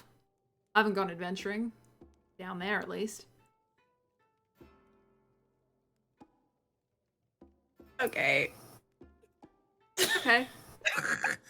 Good to know. Sorry, Eliza's going mad in the chat. We are menacing each other in our group chat. I am very, very sorry for stream.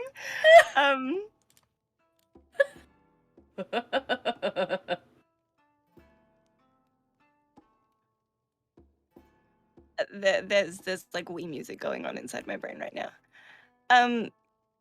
The dial-up noise at the same time. It's very loud. Roll me a So that's all history that's check. up there? Roll me a History? history I can do check. history. I'll Oh. give you a hint.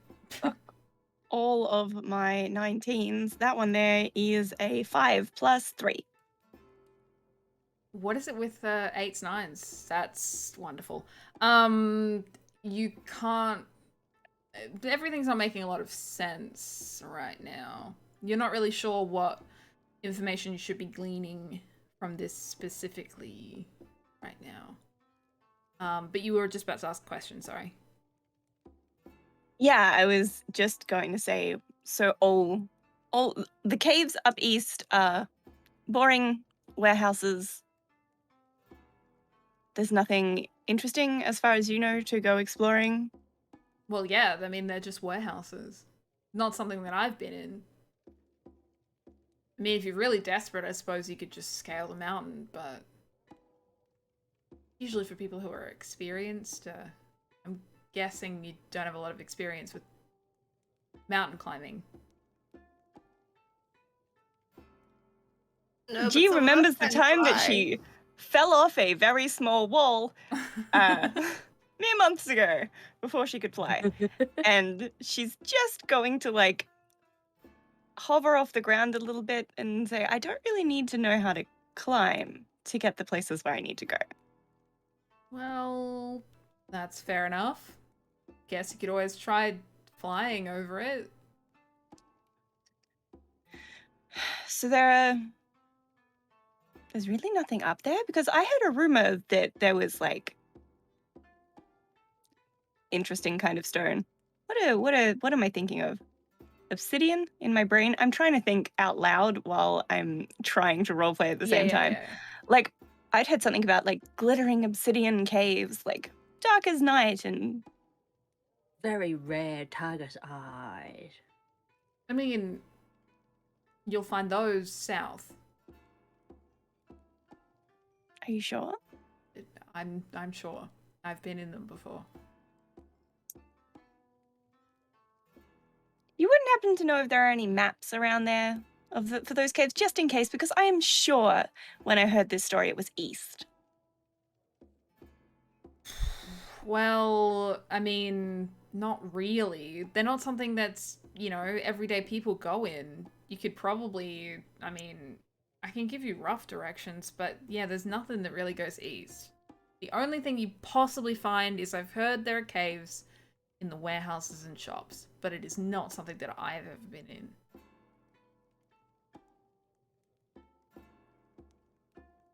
It's sad when you find someone who's just not very adventurous. But thank you for your information. I'll let you back to your little pissing contest. And I'm gonna leave this room. Bye, enjoy pissing. In kind of an incredulous kind of way, he will just be like, alright, that was weird, and go back to his drink. But you're able to exit the guild hall and very quickly meet up with the rest of the party not shortly after that. To compare notes, or whatever you feel. Maybe at that cute little cafe with the half-orc. We could have prearranged that. That sounds good. That sounds good. We could Sending Stone arrange that. Yep. Go see the buff barista. Yeah. Didn't even give them a name. That's a bit sad.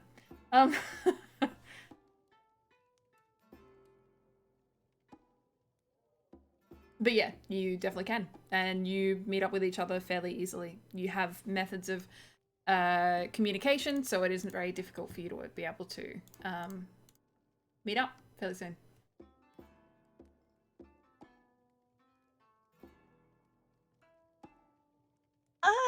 Are the druids flying back into town as birds, or would they have like landed and they're walking back in so as not to be so conspicuous?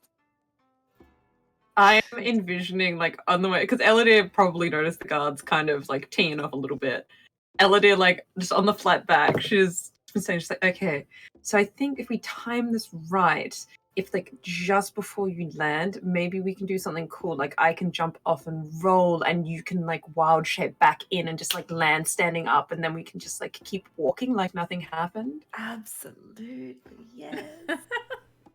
So wait, because you said druidic Yeah, I'm just like Japanese, or it's like, hi, wakari Abe-chan, just like, Oh my god. it's like I'm gonna assume that nodding is still yes in druidic. Universal agreement. Yeah. Yeah. That Alright. sounds epic. You're able to do your epic landing as you head back down. And yeah, Attenborough and Terra, you're also able to do however you feel to get there.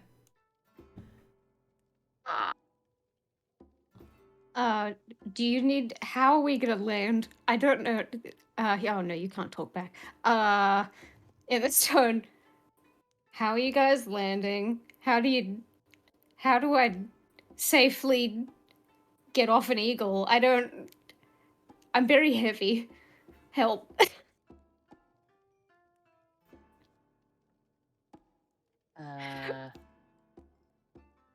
Let me think.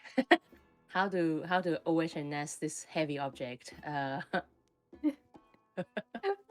mean, I imagine that like probably Temi and Eludere are like they're in like big brain zone, like focusing on their cool landing. So probably it's just Terry going, and then Attenborough maybe thinking, and then like you probably land fine, but I probably fall off. And donk. Like No. Attenborough will be like flying in. That this is the land. It will be flying in and suddenly stop. Roll Terra off the back and then grab Terra and literally place her down. I love Like that. literally place her down, and they'll be like back to standing on the ground now. Already turned back into a human. I'll give Like- Attenborough a high. Well, there you go. Lovely. Oh, 10 out of 10 landing. Would you look at that? Oh, I'm just envisioning then, because we went so much further than you guys. You're like walking, and so you have us come in, just like Eludere jump off, roll, stand up, and start walking, and Temi watch. I'd be like, yeah, okay, yeah, we're going right, meeting at the cafe, right? All right, and just like we'll just like walk off like nothing happened. yeah. Very subtle, very swift Slow sunglass. chef's kiss moment. Just a little rough and tumble, it's fine. But yes, you are able to head to the small coffee shop that is in the upper wards. And it is at this point that we will take a break for tonight. We're gonna go get some drinks, get some food, whatever we feel like for our break. It's very important. Do we have a break question for chat this time? How would you land your human when you're an eagle? You're human. Your human. What is your Your superhero pet landing? human. Or Yeah, How would you That's better. place your human? that's better than my question. Mine was going to be, have you ever gone spelunking, like, in-game or, like, IRL? yeah, that's also a good question though. Both. Answer both. Yes. We I require both. Answer s- type. Spelunk 24/7, baby! Alrighty, Rudy. We will be back very shortly for the remainder of episode 14. Appreciate your faces. Thank you for being here. We will see you soon. Bye.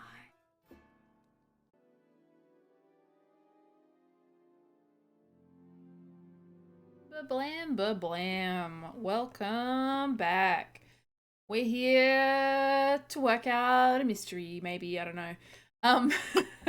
Probably not. Probably yes. I don't know. But the party is essentially met back up. I put the investigation track on, but we're meeting back up at a coffee shop.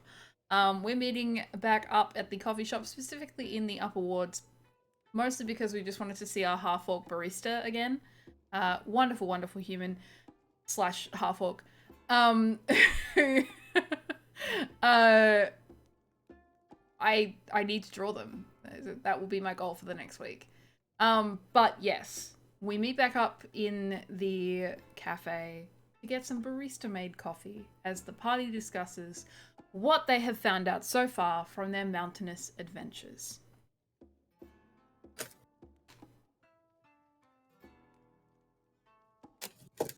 Well, we didn't particularly... we found a village, but we didn't find any signs of anyone traversing the mountaintops. Certainly, it's an area that they could be heading toward, but there wasn't really any signs of inhabitants yet. Down in the cave, we went through a few warehouse and stuff, and essentially the cave system kind of went on a loop. When we tried to go like a little bit deeper, but it just went on a loop, and yeah.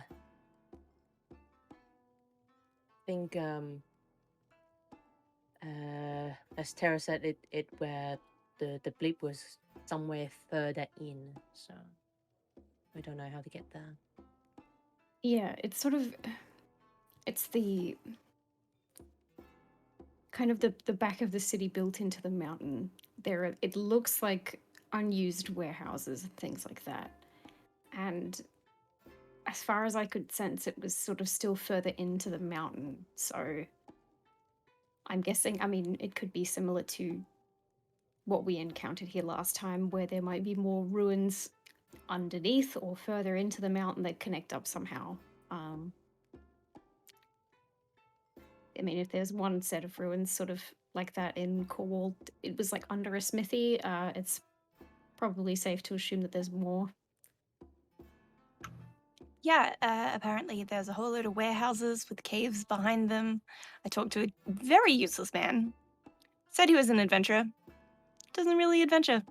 Only adventures south, doesn't adventure in any other direction. Why? No idea. Seems boring. Well, I guess It people was very pretty. Oh, that changes it. Oh, okay. You said... what did you find last time you were here? Dragon. Right. Whole dragon. Just gonna very much lower our pitch because we're in a cafe and I don't want anybody else listening, but I'm not going to lower my voice because then stream can't hear me. Yeah, Iluana, who we met, you met her at the tower. She's really, really lovely. We found her here imprisoned under a blacksmith called something horrible like the Golden Dragon Smithy or some shit. And he used to magically poke her to make her go and blow fire, which was like a spectacle around the smithy. But she was she was a slave. It was awful. He's in prison or dead or maybe both, hopefully. Hopefully dead in prison. Well, friend, you did promise to kill him or set him on fire or something, as I recall, so... It can still happen. Right, were there any other traces? This is like an underground syndicate or something he was a part of. That's... Not that we found any indication of, I don't think. Wait, no, he was... We killed my wife in that warehouse as well. I'm going to put that one on hold because I really want to find my family heirloom, but we'll circle back later to that one.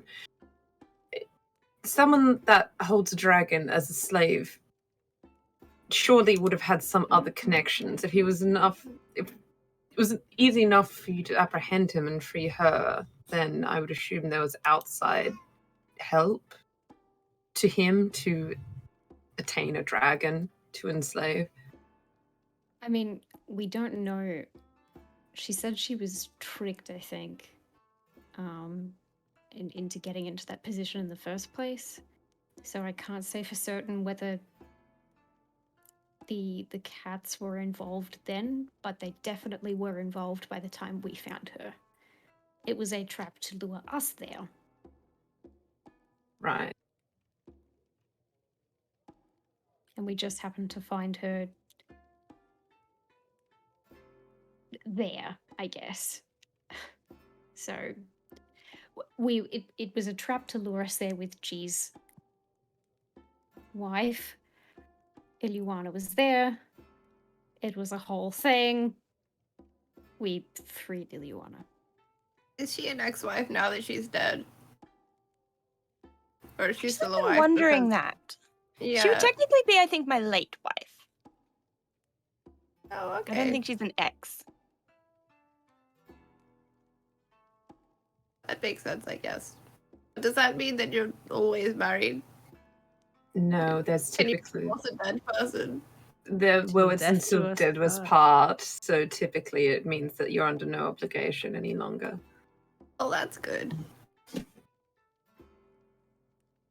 Wasn't really the most obligatory relationship anyway.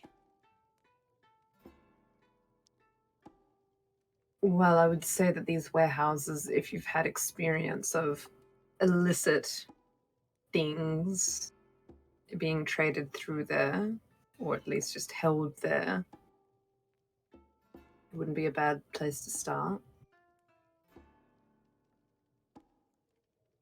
Oh, Well- and I know that we're in a hurry to go get your family's Mm-hmm. shit, but apparently there are like sparkly obsidian caves south. Which sounds like fun for like a later. Would that be the hot springs? You The would hot think springs. that hot springs would not do particularly well with obsidian, given that it's one of the sharpest natural substances. You wouldn't really Yeah. want to get in a bath with that. Maybe they're different caves, but Well, I mean, obsidian is volcanic glass, and water is will naturally erode it, which will smooth it. So you would think it wouldn't be problematic. But that aside, yes, this family heirloom is exceptionally important for me to find. So I guess that means heirlooms first, hot springs later. yes, I if really was looking forward to that. I'm going to If- level with you, G. This heirloom has been tied to my family for 3,500 years. I'm going to start tipping shit off benches like my cat is doing if we don't find it. That's a long time. A long time for tipping over things. It's been a Yeah, long time for elves. That's like what? Like 2 generations, 3 generations? that's 6 generations. Oh. Thought you lived for I- longer. Yeah, but to have the next generation, you don't have to kill the previous one. They can coexist within the same space. There can be In my only experience, that's not how families work. Oh dear. No, my predecessor, Almir, was roughly 3,500 years ago, attained this sword, which has been blessed by Sehenin and Alishiera, and it's kind of exceptionally important to my family. Not to be rude or anything. In that case, how did you lose it?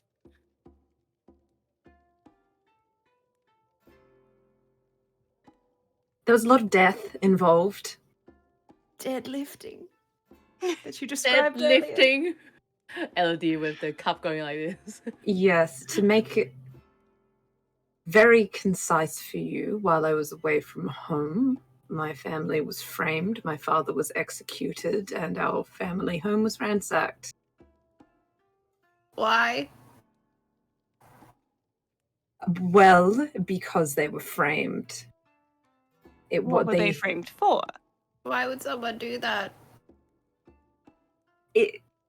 Imprenia has a very delicate political system, and there are a lot of theories into why it potentially happened. Like I said, I wasn't there. He was framed for high treason, which is why he was executed. Your family is very important.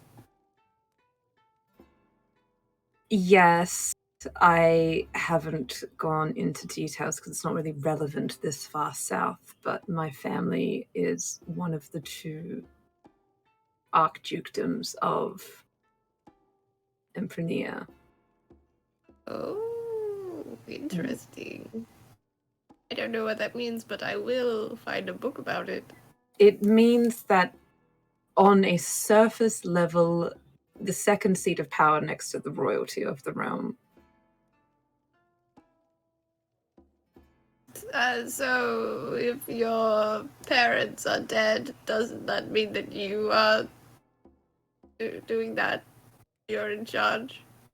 No, I gave up the right of succession. My sister Ayara is currently the head of the house, although she hasn't gone through the succession ceremony, which is why I need the sword, because you were supposed to do that within 100 years of the passing of the previous archduke, and it is a pivotal part of the succession ceremony. As I said, it was part of the founding of my house. Don't you want to be an archduke? Duchess? They still, irrespective of gender, refer to it as a duke, and no. Why? Tell me, I want to know. Because it's not with. I don't want to be behind a desk, which is part of it. I feel like I can serve my house better in the field than I can. Ayara's always been better at talking. You're very good at talking. Not when it is in extended conversation over finite politics of everything I have that to be goes honest, on in Infamia. I maybe agree. You seem a little on edge. I don't know how well you'd go with, like, negotiations when things are high stakes. If my whole family was murdered, I'd be on edge. And to be fair, I'm this close to a sword that was stolen from my family, and we started talking about Obsidian Hot Springs. We're not They really sound that close. slippery. Sure they are, they're glass. Well, should we go get the sword? That would be marvelous if we could do that at some point in time, yes. Now? If you don't mind me asking, I realize we've brought up. I know it doesn't really mean anything, but I am sorry for what has happened to you and your family. That sounds fucking awful. You said you'd need to get the sword within a year. If you've 100. been, if you've been away for 70 or so, is that right? Is there something? My father died roughly 99 years ago, but I stayed to help restructure things so that Ayara could take over while I was away. You don't have much time then. No. And if you take the sword, will you go? Will you leave us? Because you signed a contract to be our friend.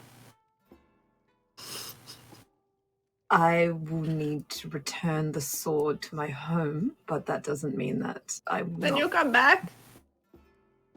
Yes, I mean, you can come with me to Infinia if you want, and then we can go Ooh, from there. yes.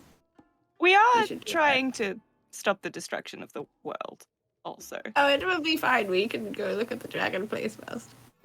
But We I've can maybe get more assured you, dragons to help. we don't see. That's the whole thing. We live next to the Dragon Glade. That's not a thing that happens other places. I don't know how to get this through to you. We are the neighbors to dragons in the north, and we don't talk to them that often. Well, It's- special. It is Your neighbors. Yeah, that's rude. because they are secretive. We are secretive. It's a mutual respect, and we keep each other's borders safe. This is very off track from where we're going. Maybe if we find the sword, I will answer your 1,000 questions. Or at least, like, we could be walking on the way to the caves and I can start answering questions. Like I said, kind of a very precious heirloom tied to my bloodline. Yes, let's go. Yeah, I'm just gonna pay for the. Give me a minute, and I'll go pay the handsome, beautiful man. Are his biceps just marvelous? Yes. Yes, they are. Can you grab us some scones to go? Since apparently we're not stopping for supplies or maps or anything like that. Grab me a Sorry. couple of scones, please, my love. I was thinking about muscles, and then you said scones. then you I was said like, scones? what the fuck? Wait a What do I minute. not know? Hey, I thought you were gonna say, "Can you grab his bicep?" Like, I mean, Okay. I thought ass us- cheeks, but you just know. grab us another person. Just have them join the party because they're pretty. Just drag them along with us, but bring some scones, maybe some takeaway tea bags. Do they sell thermos, like branded thermoses? Is this Starbucks? I think being called my love, Mhm. Terra's brain just goes and then just I'll get scones. Burrows, how money pay, man? It's like literally 2 silver. For Choose the drinks and wow. also the scones. bargain. It's because you grabbed his biceps. Do I know you what come with the scones? Does it T-O-U? But yes, that is the amount Pay that him it to costs. go. You're coming with us now. Now, if you're looking to traverse the cave system, which one are you looking to go for? Are you looking to go directly through the warehouses? Or instead, are you looking to go somewhere like down south to the caves? Are you looking to actually mountain climb? What is the goal? I vote B&E a warehouse. Yeah, I think that is at least where you initially were led to. And we didn't see anything at all on top of the mountain. So if they're going through it, it might lead to that clearing eventually, but that's probably a good starting point. All right. It takes you the most of an hour to get back to that place now that you aren't flying or anything like that. You're obviously proceeding with haste, I'll say. But now, being that it's lunchtime, there are a lot more people that you have to navigate through. There are a lot more things that you have to kind of weave and duck through. And you kind of have to wait for a time where people have kind of slowly filtered away and you feel confident in being able to attempt this. You stand before a few large warehouse doors that appear to lead into the same building. And you see, as you should guess, that they are locked. The windows are boarded up. There are crates out the front. It doesn't appear to be anyone around that you can see, or at least you feel that you can be obscured enough that no one would necessarily notice you unless you draw untoward attention. But that's where you stand, before this warehouse. How are you going to approach this? Eludere will pass without a trace, first up. Sure. You will feel that your steps no longer cast sound.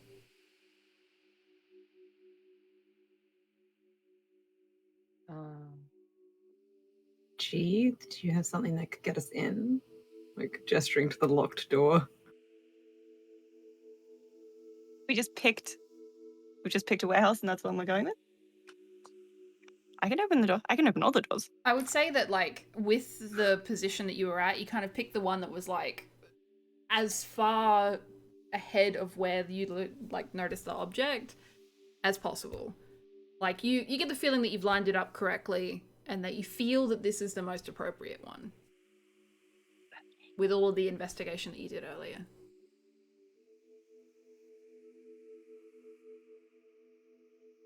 29. 29? That's my third 29. You managed to without too many issues. You are not Zevran today. You are, in fact, Liliana. Hell yeah. You managed to pick the lock with ease, using your lock-picking tools thieves' tools, I should say, to quickly open the door, and it swings open with a kind of noise, and you feel that noise reverberate around you as well. Did it sound like a seal? Yes, it did. Wing the door open. Just be like, you specifically the motioning for inside. You don't see anything or anyone moving around inside. You kind of cast a bit of a look around. You don't see anyone necessarily looking in your direction at this point. But as you kind of look in, you see that it's quite dark in there. But it's not the point where, like, you can't see anything at all. There's kind of residual light that's come from the lights outside, that's kind of streaming in through the boards in the windows. And yeah, you just appear to be opening into some kind of storage section. You see large doors that seem to be like one person wide that seem to lead further in. And yeah. So are we sure that nobody's watching us or nobody's followed us, or is You can that something that... roll me a perception check. Okay. Would anyone else like Yeah, to join in? Eludere would be looking as well. Well. Sure. It's too dark for me to see. Okay. Because we're still sort of like just out on the street, and it's kind of like mostly kind of abandoned or kind of quiet warehouses. Is that right? Yeah, like these ones appear to be like boarded up, not in use currently, from what you can tell. And yeah, everyone appears to have moved off mostly for lunch and such as well. There were definitely people around, just not anyone in your direct area. You know, there's not some guard that's standing like 10 feet behind you just like, the fuck are they doing? Like, none of that. And is it because I know that we're kind of like inside the mountain on this street, but is it light enough on the street that I would still like, I mean, because I have dark vision, but I don't have super duper dark vision. So Yeah, it's well lit. Like, this is still meant for people to be able to walk through safely and without like running into anything. So yeah, it's very easy to see. Okay. Cool. Still use my goggles. Another fucking 4. 18. Nice. I got 19. Nice. All right. it's my worst roll of the day. I got 13. Other than the nat one, but that was with advantage, so I didn't have to take it. Yep. So each of you kind of look around. Terra and Eludere. I'm not used to saying that. It's usually in G included in this. Ha! You sense some shuffling up ahead, but not in a anxious or worried kind of way, just in a general kind of shuffling way behind the door directly in front of you.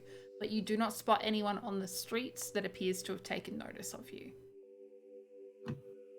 Wait, the door we just lockpicked? No, the one directly ahead of you, inside the warehouse that's like on the other side of the storage room. Okay. Eludere will like motion for everyone to go inside, but like kind of do like the pointing to ear and then the door and like keep quiet kind of thing. Like come inside, prop something on the other side of that door. Perfect. All right. So yes. What's the move? How are you gonna approach the door then? I test if it's locked, like gently first. Like the twisting the handle like super slightly to see if it has any give or if it's locked again. It does open. Like it opens under your like slow turn.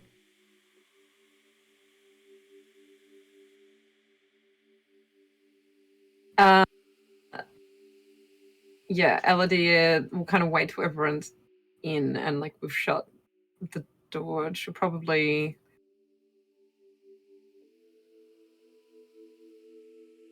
I don't know whether to give dark vision or not because it's dark. Like with the door shut, it's like completely like pitch black. Not at this there, point, but you get the feeling that a lot of the light is coming from the street, so you don't know what that's going to seem like later on. Okay, hold on for now. Temi will just hold on to friend or someone else so they're being guided through. And then I guess like look at Terra and do like the kind of like count there like 3, 2, 1 to like kind of go through the door maybe. Does it wait? Okay, first, does the shuffling sound humanoid or like it could be rats or something? You get the feeling that it sounds more like movement of like furniture. So it doesn't sound like there's like scurrying. It sounds more like people are moving things. So yeah, humanoid, but definitely furniture is the most of the sound that you're hearing. Okay. Oh, is there a keyhole on this door? Not on this door, no. Eludere will like get really close to everyone and just say like, I can try and go through without being seen first and then message what's on the other side if we want. Do we want to do a little detect magic or detecting something to help? Do you need to be able to see something to tell if it's magical? Let me ask Google. Hang on. Not with detect magic. Detect magic, I think, just tells you if there's anything magical around. Identify tells you you have to actually see it or touch it. But yeah, also, detect is like a radar. You are limited with detect magic if there is, 1 foot of stone? Yeah. And there are a couple other things that and like lead, iron, like an inch of iron, so it depends what the walls are made of. Yeah. What are the walls made of? Can I tell?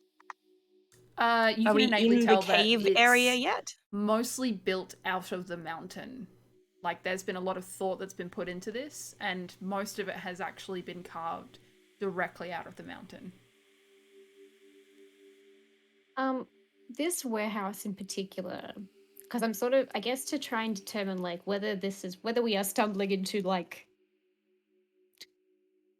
Frank Walker from National Tiles. This is a legitimate warehouse, and we're just walking in like, hello, we need to like shush busy people at their jobs, or whether we've sort of stumbled into something nefarious. So is it like, I guess like looking, or like the impression that we get of like, as much as we can see in here and the outside, does it look like it's a building that people are using and it's just a bit shit? Or is it like, this is abandoned and whatever is going on in that other room is like, oh, secret or sneaky stuff? Look, when you have like innately looked around, you see a fine layer of dust around this place. And hearing movement behind, especially also knowing that the door was locked, and that was locked like with a key locked. Take that as you will, as to what you discern from that. Just because your passive perception is 10. But feel free to... It could be somebody else who's been like kidnapped and is being locked in here. It doesn't sound very panicked. It sounds fairly leisurely, whatever's happening. Well, I mean, Iliguana was there for years. I don't think you panic for the entire time. True. Or do you want me to see if I can slip through invisible, or do we want to just think that's rush in? No, I think that's a good idea. I think you should go. I think the only thing is, I think at least a message or the sending stone, you might have to speak it aloud.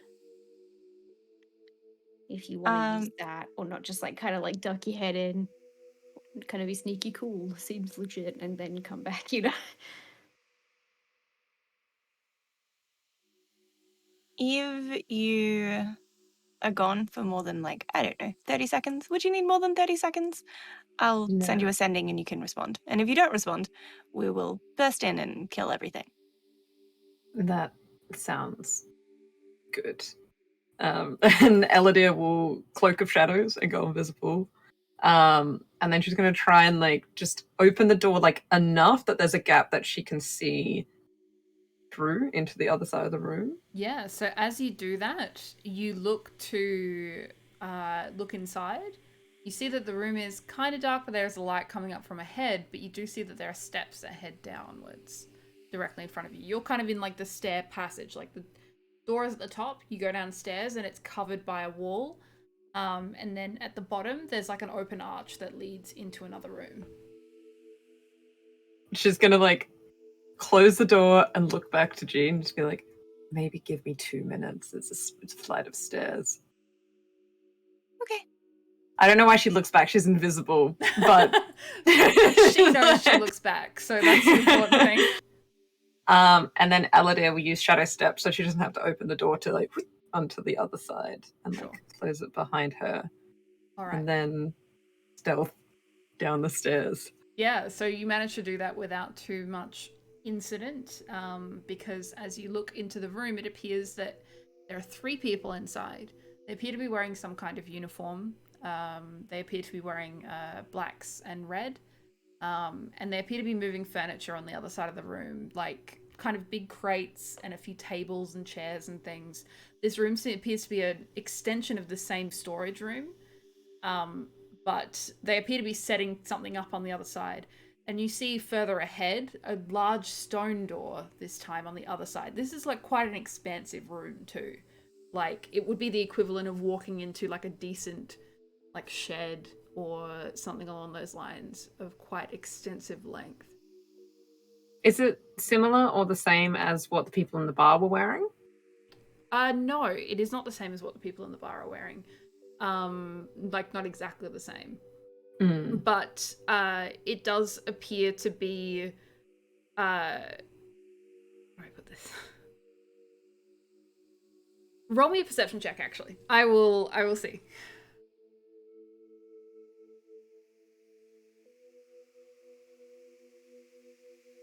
22. 22 is enough to notice that the black clothes that they're wearing with the red accents, you saw the people in the bar were wearing black clothes and a little bit of red, but mostly they had like a blue kind of jacket on top. But you see with these people, they aren't wearing that, but you do see cast off to the side and maybe around a few chairs, you do see those same blue jackets cast off.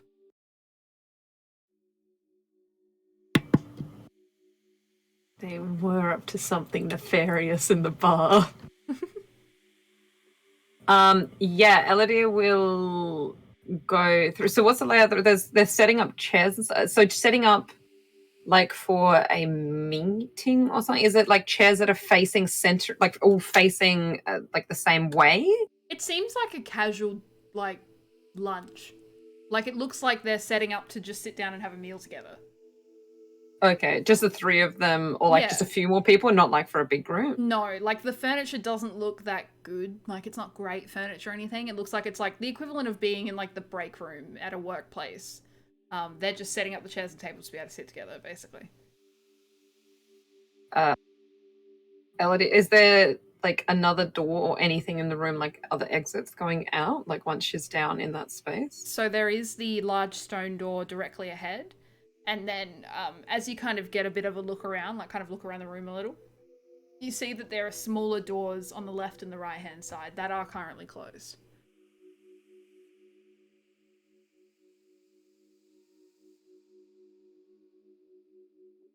She will skirt around the outside of the room to stay in the shadow, and any of those doors have like keyholes or anything like that, any like windows, crevices and stuff that she can like see through into like the next rooms? So the doors themselves don't.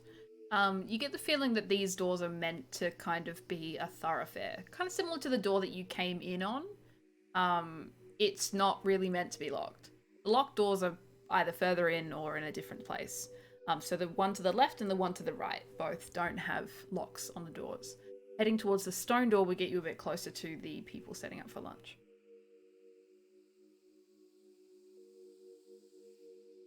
Yeah, she'll still get closer to the stone door. Sure, no problem. Roll me a stealth check. I've been assuming up until this point it hasn't been too difficult for you to maneuver around. She's invisible advantage? I think so, yeah. I think that's what we decided last time. I mean, I feel like you probably deserve it anyway, so... Yeah. 33 with Pass Without a Trace. I am sure that you feel very confident that you are leaving absolutely no trace. They can't see you, they can't hear you. Are they going to smell you? Like, you know, that's all they've really got going for them. And they're too distracted by some freshly baked lots of bread that are sitting on the table. They're just like, I can't wait to get me into one of those. And so that bread better not be from our favorite little bakery cafe.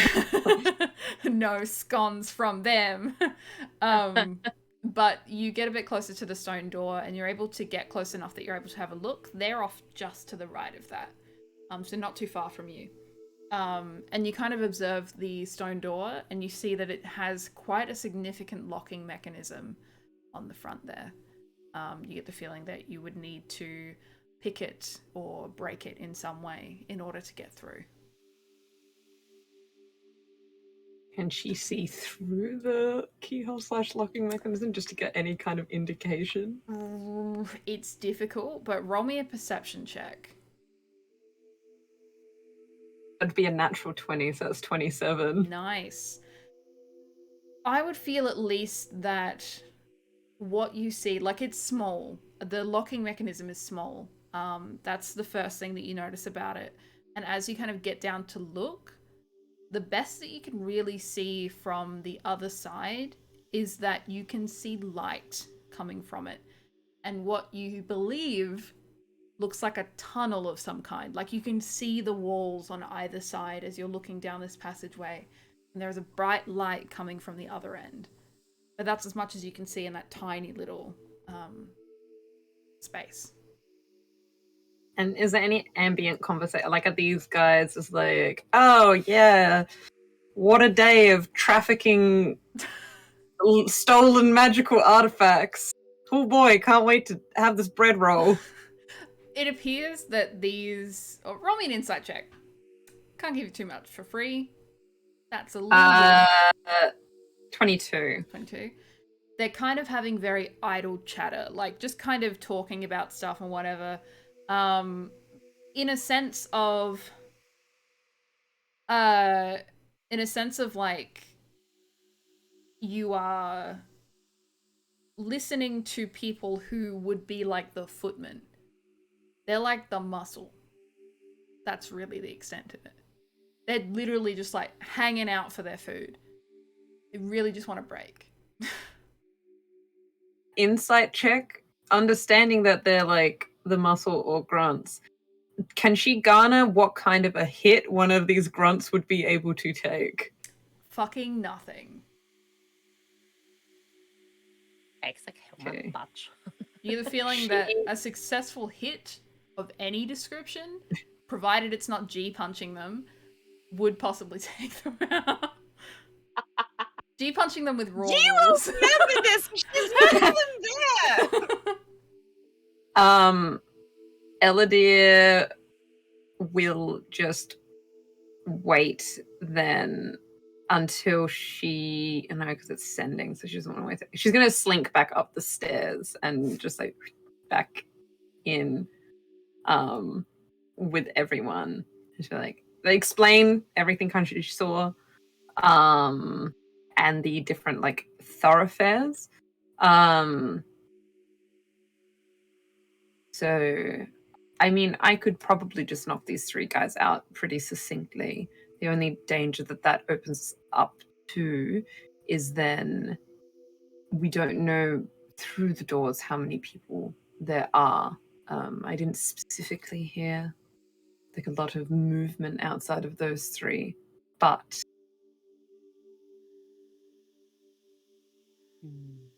we don't know. Surely there'll be people coming soon if they're setting up for food or something. So It we seems won't like be alone for long. they were just on break. They weren't setting up for a lot of people, just kind of themselves. I mean, just like looking around, just like, there are a lot of crates and barrels. You know, So just we the take them odd- out, we hide them in barrels just in case anybody shows up, and let them out on our way out. This is too South Australian for me. Yeah, I was gonna make that joke in chat. It's fine. We're not going to put acid in the barrels. My God. They're not going to be dead. They're just Yet. going to be knocked out, hogtied, and gagged. I mean, if Elodie, like, if you would have said about like the blue jackets and like a similar uniform, Yeah, she would have. Yeah, Highlighted that it was the same as the ones in the bar, and then as much detail as possible regarding what they looked. yeah. Does that ring any bells for any of us to like confirm like what group they're part of or like who they work for, anything like that? Does that like? It doesn't to anything within your recent knowledge. Okay. And that's without a roll. Like, you know, it's you can definitively say it is not cats, it is not ravens. That's at least a given. But you can feel free to roll me a history check if you want to look further into your mind or something. I will do that. This feels like a soap opera where it's like it's not like the traditional rivalry. Like they bring in someone new. It's like, who are you? We're supposed to hate you. Like, Are you the worst? I don't know. yeah, I don't know you yet. Okay. History? Yep. Oh, okay, that's not bad. That is a dirty 20. Dirty 20 is enough to at least know. Like, you know, there's no insignia on them or anything like that to definitively give them away. But you do know that there are a number of kind of like organized groups. I wouldn't go as far to say mercenary, but probably that's the closest thing that would wear something similar to that. Generally wearing a lot of contrasting colors to really set them apart. And you're not exactly sure who, but someone. Like some kind of group would wear that kind of thing. Some innocuous group that would be paid to do this. So, like, more thinking like gun for hire than organized crime. Exactly. Like there would be someone else puppeteering it, not them actually actively doing anything. Right. Well, knowing that in my brain, I'd say I think it sounds like they're just mercenaries. We could talk them into just leaving or pay them. Pay them, probably. If they're just mercenaries, I mean, they might just be highest bidder, you know? Yeah. I mean, seeing that they really want that lunch. We could collect mercenaries. We're collecting everything else. Oh my God. Even tile. Da, da, da, da, da, da, da, da, da, da, da, da. We could. What about this plan? Go in, knock out 2 of the 3, and then to the 3rd, we offer. We can just pay you guys to not be here, or we can knock you out too. I feel like they wouldn't take our money if we knocked 2 of them out. Surprised. Sometimes when you show that, hey, I could knock you out and or kill you, but I'm going to choose not to, but I'm just showing you that this is the mutually beneficial. Because otherwise... A lot of money. We don't really need to knock anybody out. But we could do it for fun. I'm nervous about G's a lot of money, considering what she thought was a little bit of money before. Really a lot of money. Really a lot. Oh yeah, I won't be offering the amount. Good. That seems like a very bad idea. Let them tell you what they want. Perhaps we mean- just have a conversation and see where it takes us. I think that's probably easy enough. My Like question if they're about to sit down for lunch, they're obviously not expecting anybody to come check up on their work. so Unless they probably eat lunch standing. So how do you think they'll respond to a group of 6 people walking into what should be an abandoned, locked warehouse and just saying, hey, can we just pay you not to be here? What if we lie and we say that we are inspecting them on the quality of their work? I mean, I could give G my cloak and she could look like the lady at the bar. See how that goes down. Yeah, sure. Did I pay enough attention to what the lady at the bar looks like? You have a high enough passive perception. I'm sure you noticed something. Okay. I'm happy to do that. See why knocking these guys out is so contentious, but here, she'll take off her cloak and give it to G. I think it's more that in knocking them out, they'll see our faces. We're pretty... Well, people know who we are kind of already. Yeah, that's why I was going to do it. I don't wear my own Oh. face when I knock people out. Well, sometimes I wear my own face when I knock people out. I mean, if we just send you back in there, though, isn't there a good chance you'll get surrounded? Also, I Maybe. think Friend really wants to knock somebody out.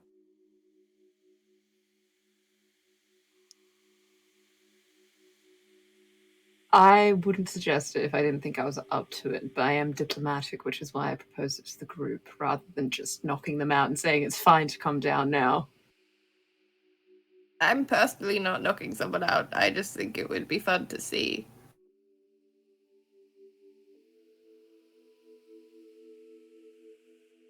I felt a vague sense of being insulted when you were thinking about punching people. I feel like that definitely says that I shouldn't do it.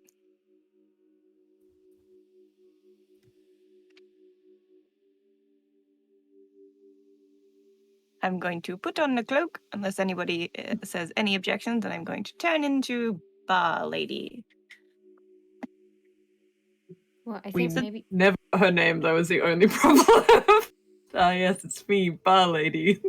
They know who she is. Yeah, that's true.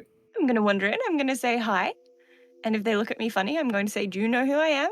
And if they don't know who I am, I'm going to make up any fucking name I feel like. All right, I'll come down with you, and then if things go south, just,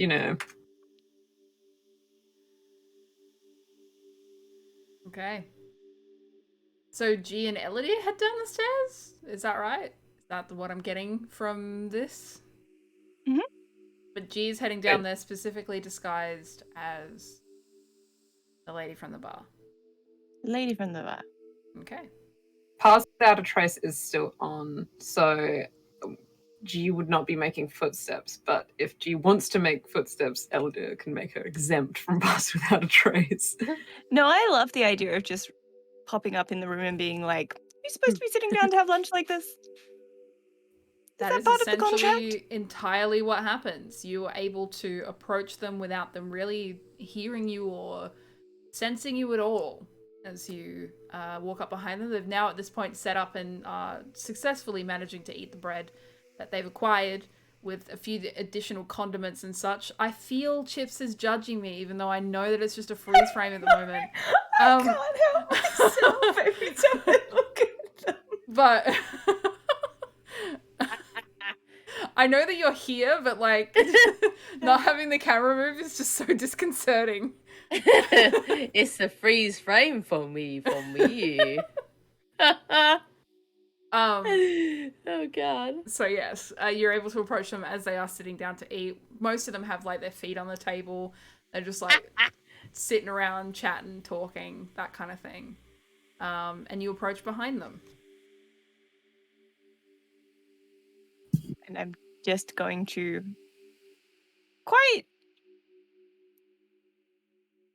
just like forcefully say like, you look quite relaxed. One Having of a them break? basically just like jumps out of their skin. They've got like half a mouthful of food and like, oh, I think we're meant to have a break every like 3-4 hours. I feel like this is an appropriate time to have a break. Don't think it's supposed to be a sit down, not pay attention to two people walking down the stairs. We weren't trying to be quiet. No, Eludere's invisible. She was just coming. Oh. Yeah. I wasn't trying to be quiet. I would know that Eludere is invisible, so I wouldn't have said that. Yeah. Hopefully. Well, there's not meant to be anyone in here. If you're in here, you're already down here. You need a key to get down here. I don't know who you are. Why are you telling me what to do? You're not my boss. Am I not your... Does anybody here know who I am? And everyone's just staring at you blankly. I am your boss. You're not my boss. I am your boss's boss. I am your boss. The person who hired you, they report to me. Roll me a persuasion check. Okay. Gaslight, gatekeep. Literally. Okay. 16 plus Like 14. 20-something. 30. That's a 30. dirty 30. How do you get a natural 30, Mel?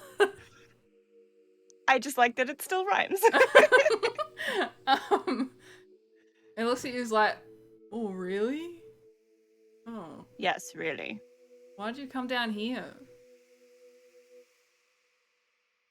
Performance evaluation. It's fairly safe to say you're not doing well. I'm having my lunch.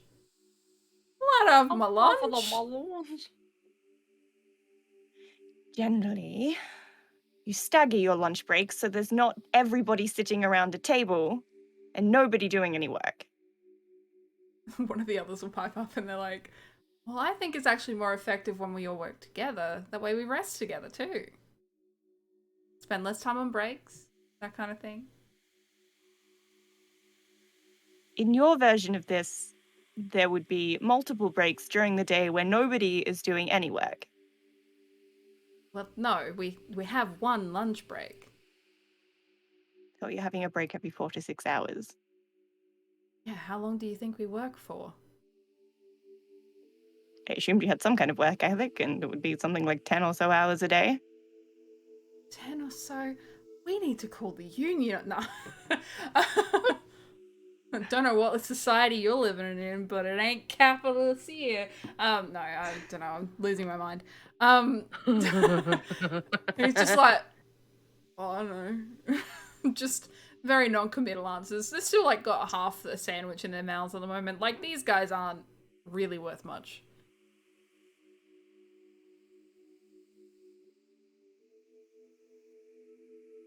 I don't know what you I'm want going to take a look around, Okay. and I would suggest that you make yourself scarce. Perhaps, I don't know, stand in the corner and stare at the wall. That doesn't... I mean, I don't know. I guess. And the three will just kind of sit up awkwardly. They'll just go off into another room. They're just... You like hear some grumbling as they kind of go off to leave, and they're just like, fucking, what a bitch. Like, Thinks we work for 12 hours? Pfft, lucky to get 8 in. 10.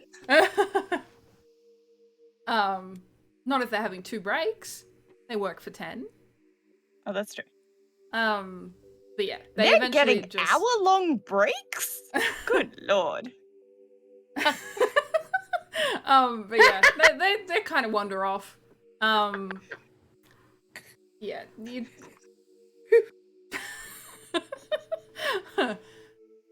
Yeah, you have the room to yourselves now.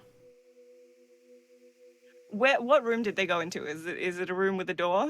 It's one of the 2 side rooms, so they're with the smaller door that don't have locks. Which way does the door open? Does it open in or out? In, probably.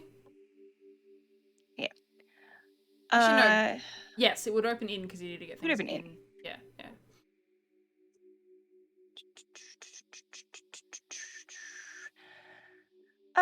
What's in this room? A bunch of crates, some furniture around the place. Like, you get the feeling that most of it is like taken away. Like, what they were moving around was just setting up for lunch, but for the most part, they just appear to be unloading things. I want to block the door, but I can't remember how you're supposed to block a door from the outside. I mean, if it's got a handle, you can just jam it. Yeah, on what the kind of door inside. handle does it have? Let's say it's a turning one that's very easy to do the whole, like, chair under the door thing. Okay. We are gonna do that, and then I'm going to, like, put a crate on top of the chair as well, so it's even heavier for them to open. And then I am going to, well, while I'm doing that, I'm going to ask Eludere to go get the others, rather than burning a 3rd level spell slot to sending them when they're pretty close. Camera just zoomed out on Chips. I was very confused. I'm using a different phone. Nice. But yes, you also have sending stones. You can always send a message. Oh yeah, the sending stones. Yes. That's why we weren't doing it before, because you have to speak out loud. Yeah, I'll just be like, psh, hello, you can come down here now. You don't have to be sneaky. Eludere would probably go up anyway, knowing that Terra's in plate armor, so that it doesn't make sound coming down the stairs. Sure. And yeah, so you all managed to meet down further south. Sorry, I just noticed something else. You all managed to meet in the room, and you're faced before the stone door ahead of you, which is locked. Is it like a regular like it's a big stone door, or is it like this is the door sealed for the prophecy and only the blood of, like, I'm picturing some real elaborate shit in my head, but I'm just It is definitely elaborate, but not like magically elaborate. You get the feeling it's the equivalent of like a warehouse entry door that like the loading dock. Okay. But just a stone larger version of it. So yeah, that's essentially what you're dealing with here. So this is the one that has like the more sophisticated lock and all of that kind of thing. Can I lockpick a stone door? Or is it just entirely different? I say it's a stone door, but it's like got wooden panels to it for the actual door part. Right, okay. But it's just like stone around the outside. So yes, you can still lockpick it. Okay. I am going to do that. Right. Probably should have checked one of these dudes to see if they had a key, but whatever, they're locked in a room now. Eludere, before she picks with this one, would say, do you want to check if it's trapped or anything? Because it's a special door, so she's like, with this one, she's like... That's probably... G's going to be like standing there with her lockpicks and be like, yeah, okay. Can you try check for traps? Yeah, what check is it? Like, because she... It's just an investigation check. Technically, rogues have the check for traps thing, but... Yeah. Investigation is fine. I'm not good at it, but I can check if you'd like me to do it for you. Do I have check for traps thing?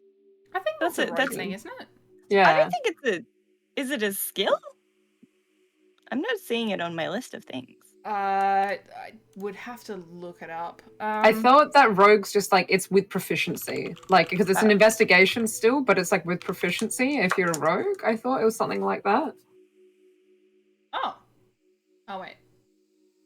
I thought just anybody, could check for traps, and I didn't know that it was anything extra for rogues. My apologies. It appears that. Hang on. Traps description specifies the check and DC needed to detect to disable it. Blah, blah, blah.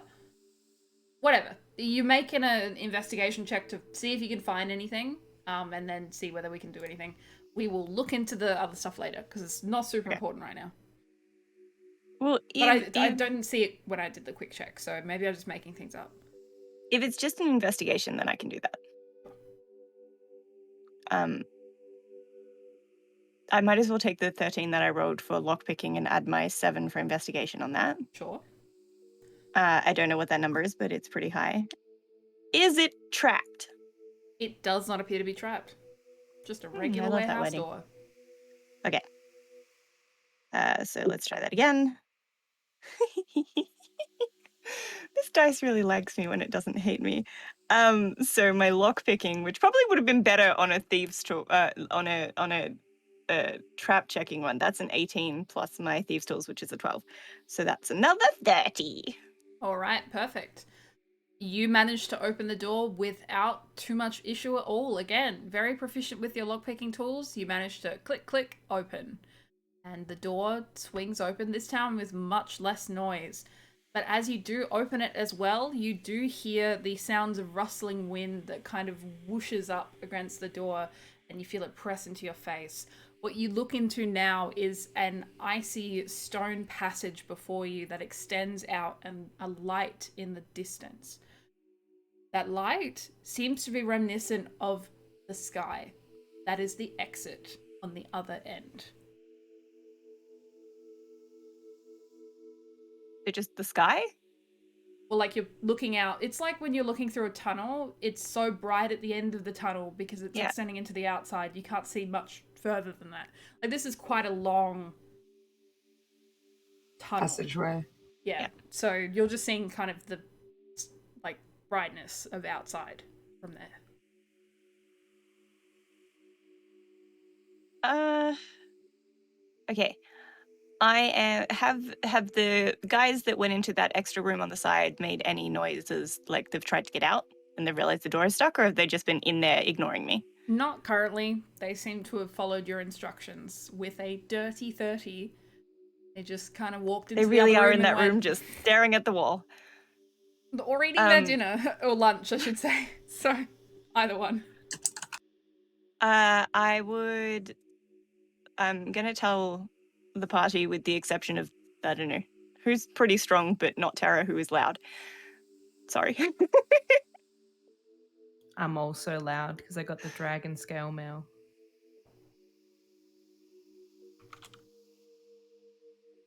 I could probably do it myself. Just because they haven't tried to get out, they don't need to know that I ever trapped them in there. I'm going to move the box and the chair while everybody else is in the other room. Sure. And then I'm just going to close the door behind us and hope that they never question that there was anybody ever here.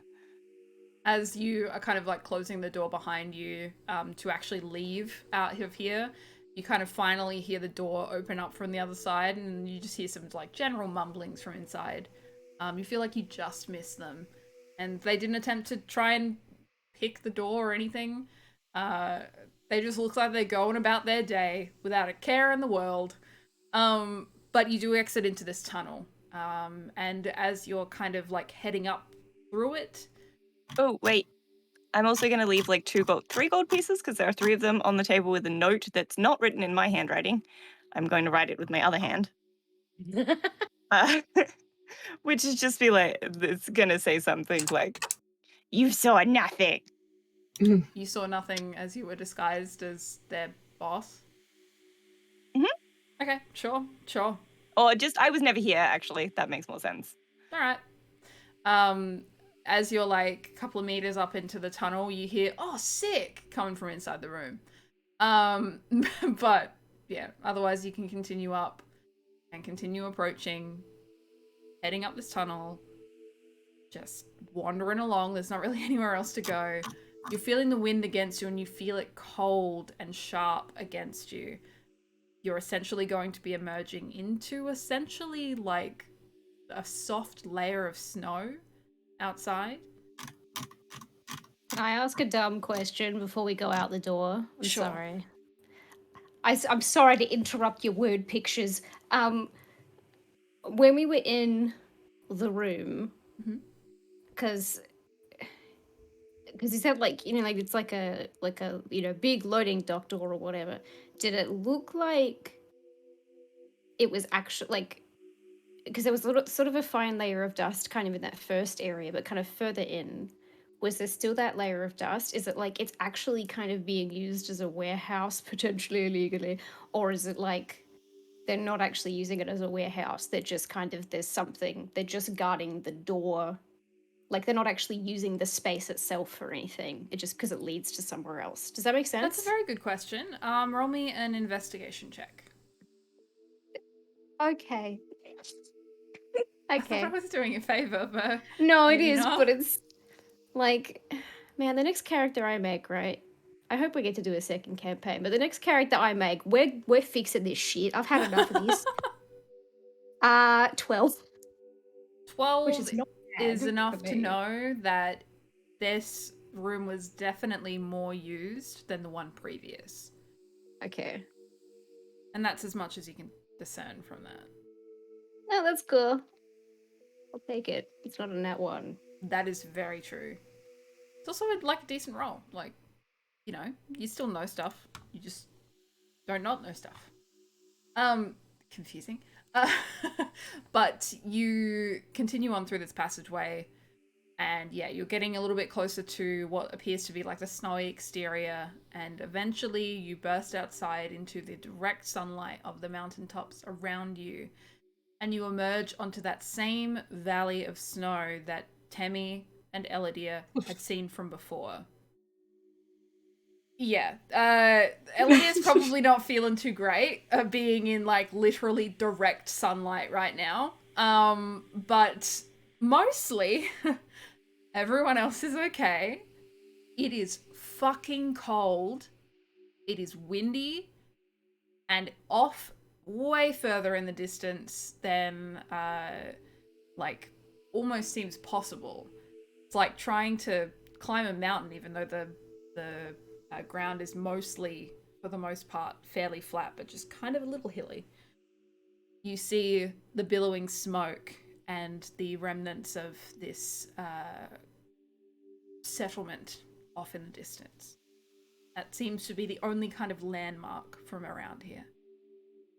And that is where we will leave for tonight. Dolkily dolkily. So that is episode 14 for y'all. Going off on adventures on mountaintops. It's a great time. I also love the fact that the party has paid for a room and they're off on adventures.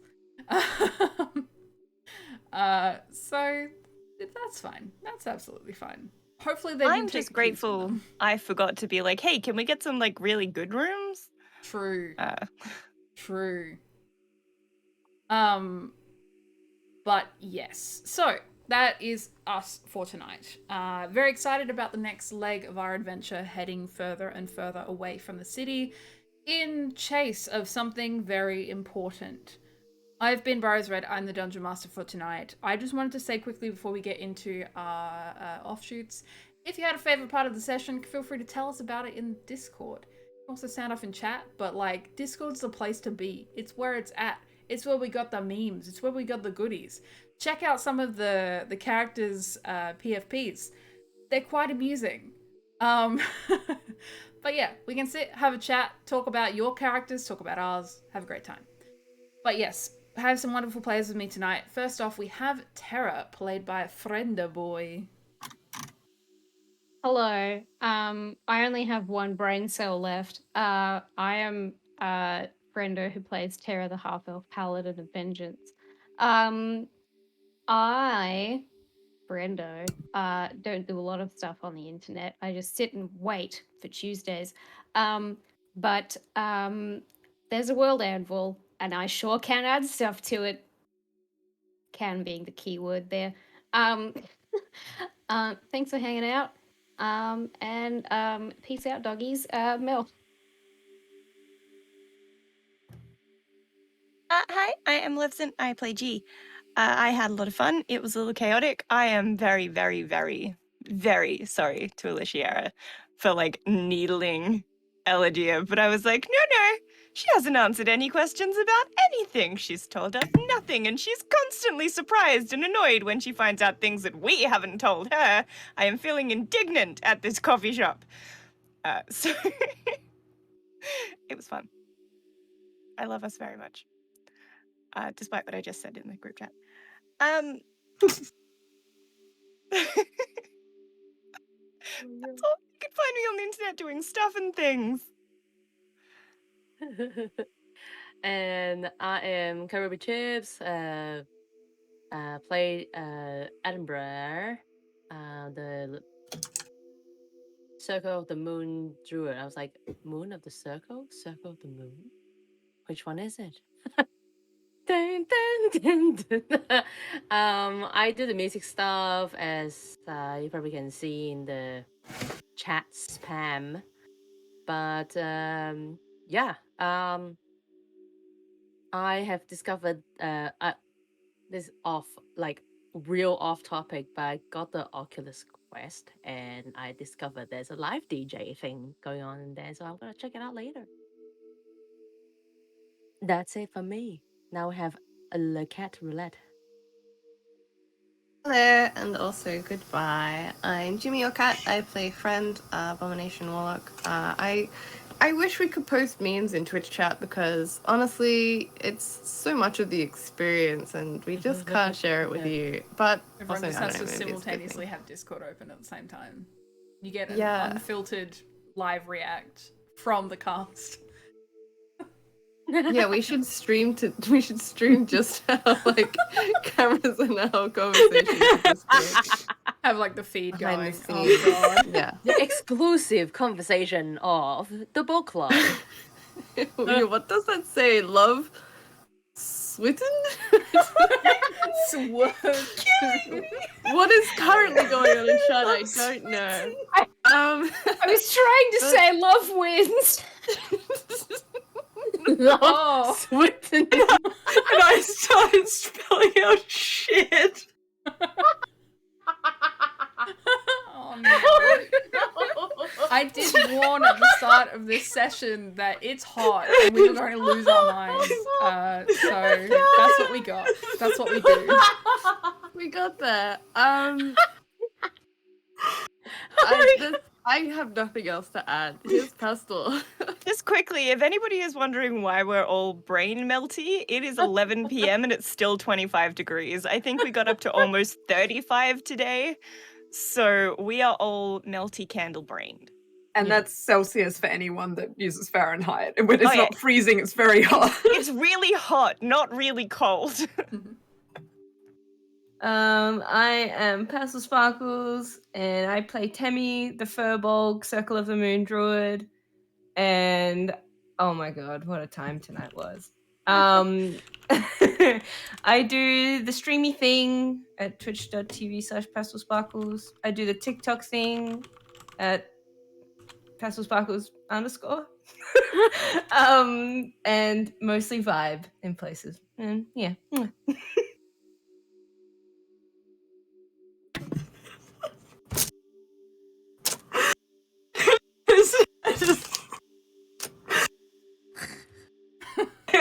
Together this whole session because I was the instigator, but I've broken at the end, even though I caused love Schwinn. I am Alishiera. I played Eludere as a Wave of Shadows monk. It was great. She got to talk about just so much trauma. I did love this. Like, she didn't answer any questions. No one has questioned her up until this point, this session, like half an hour ago. It's not so much that she hasn't answered any questions. It's been her every time we've answered a question. Yeah, well, it's like we've been like, do you guys know of any like underground market, black market, anything? No, gets it. It's like, oh, we saved a dragon who was being held hostage and used for theatrics, which is just like, but yeah, what a time.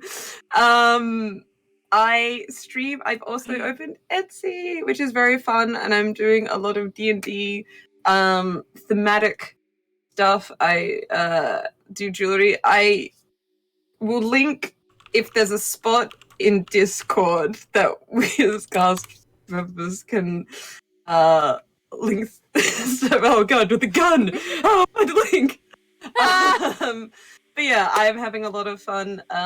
In fact, the earrings that Burrows is wearing, I made, which are like snake familiar ones, which they're very cute. I'm not going to do the whole booty guru holding stuff up, but that is me. Speaking of Etsy, because Burrows is after me, if you want to buy any delightful stuff like stickers and things which are great stocking stuffers and things, remember to order soon so that you beat the Christmas rush. And Burrows may have delightful druid.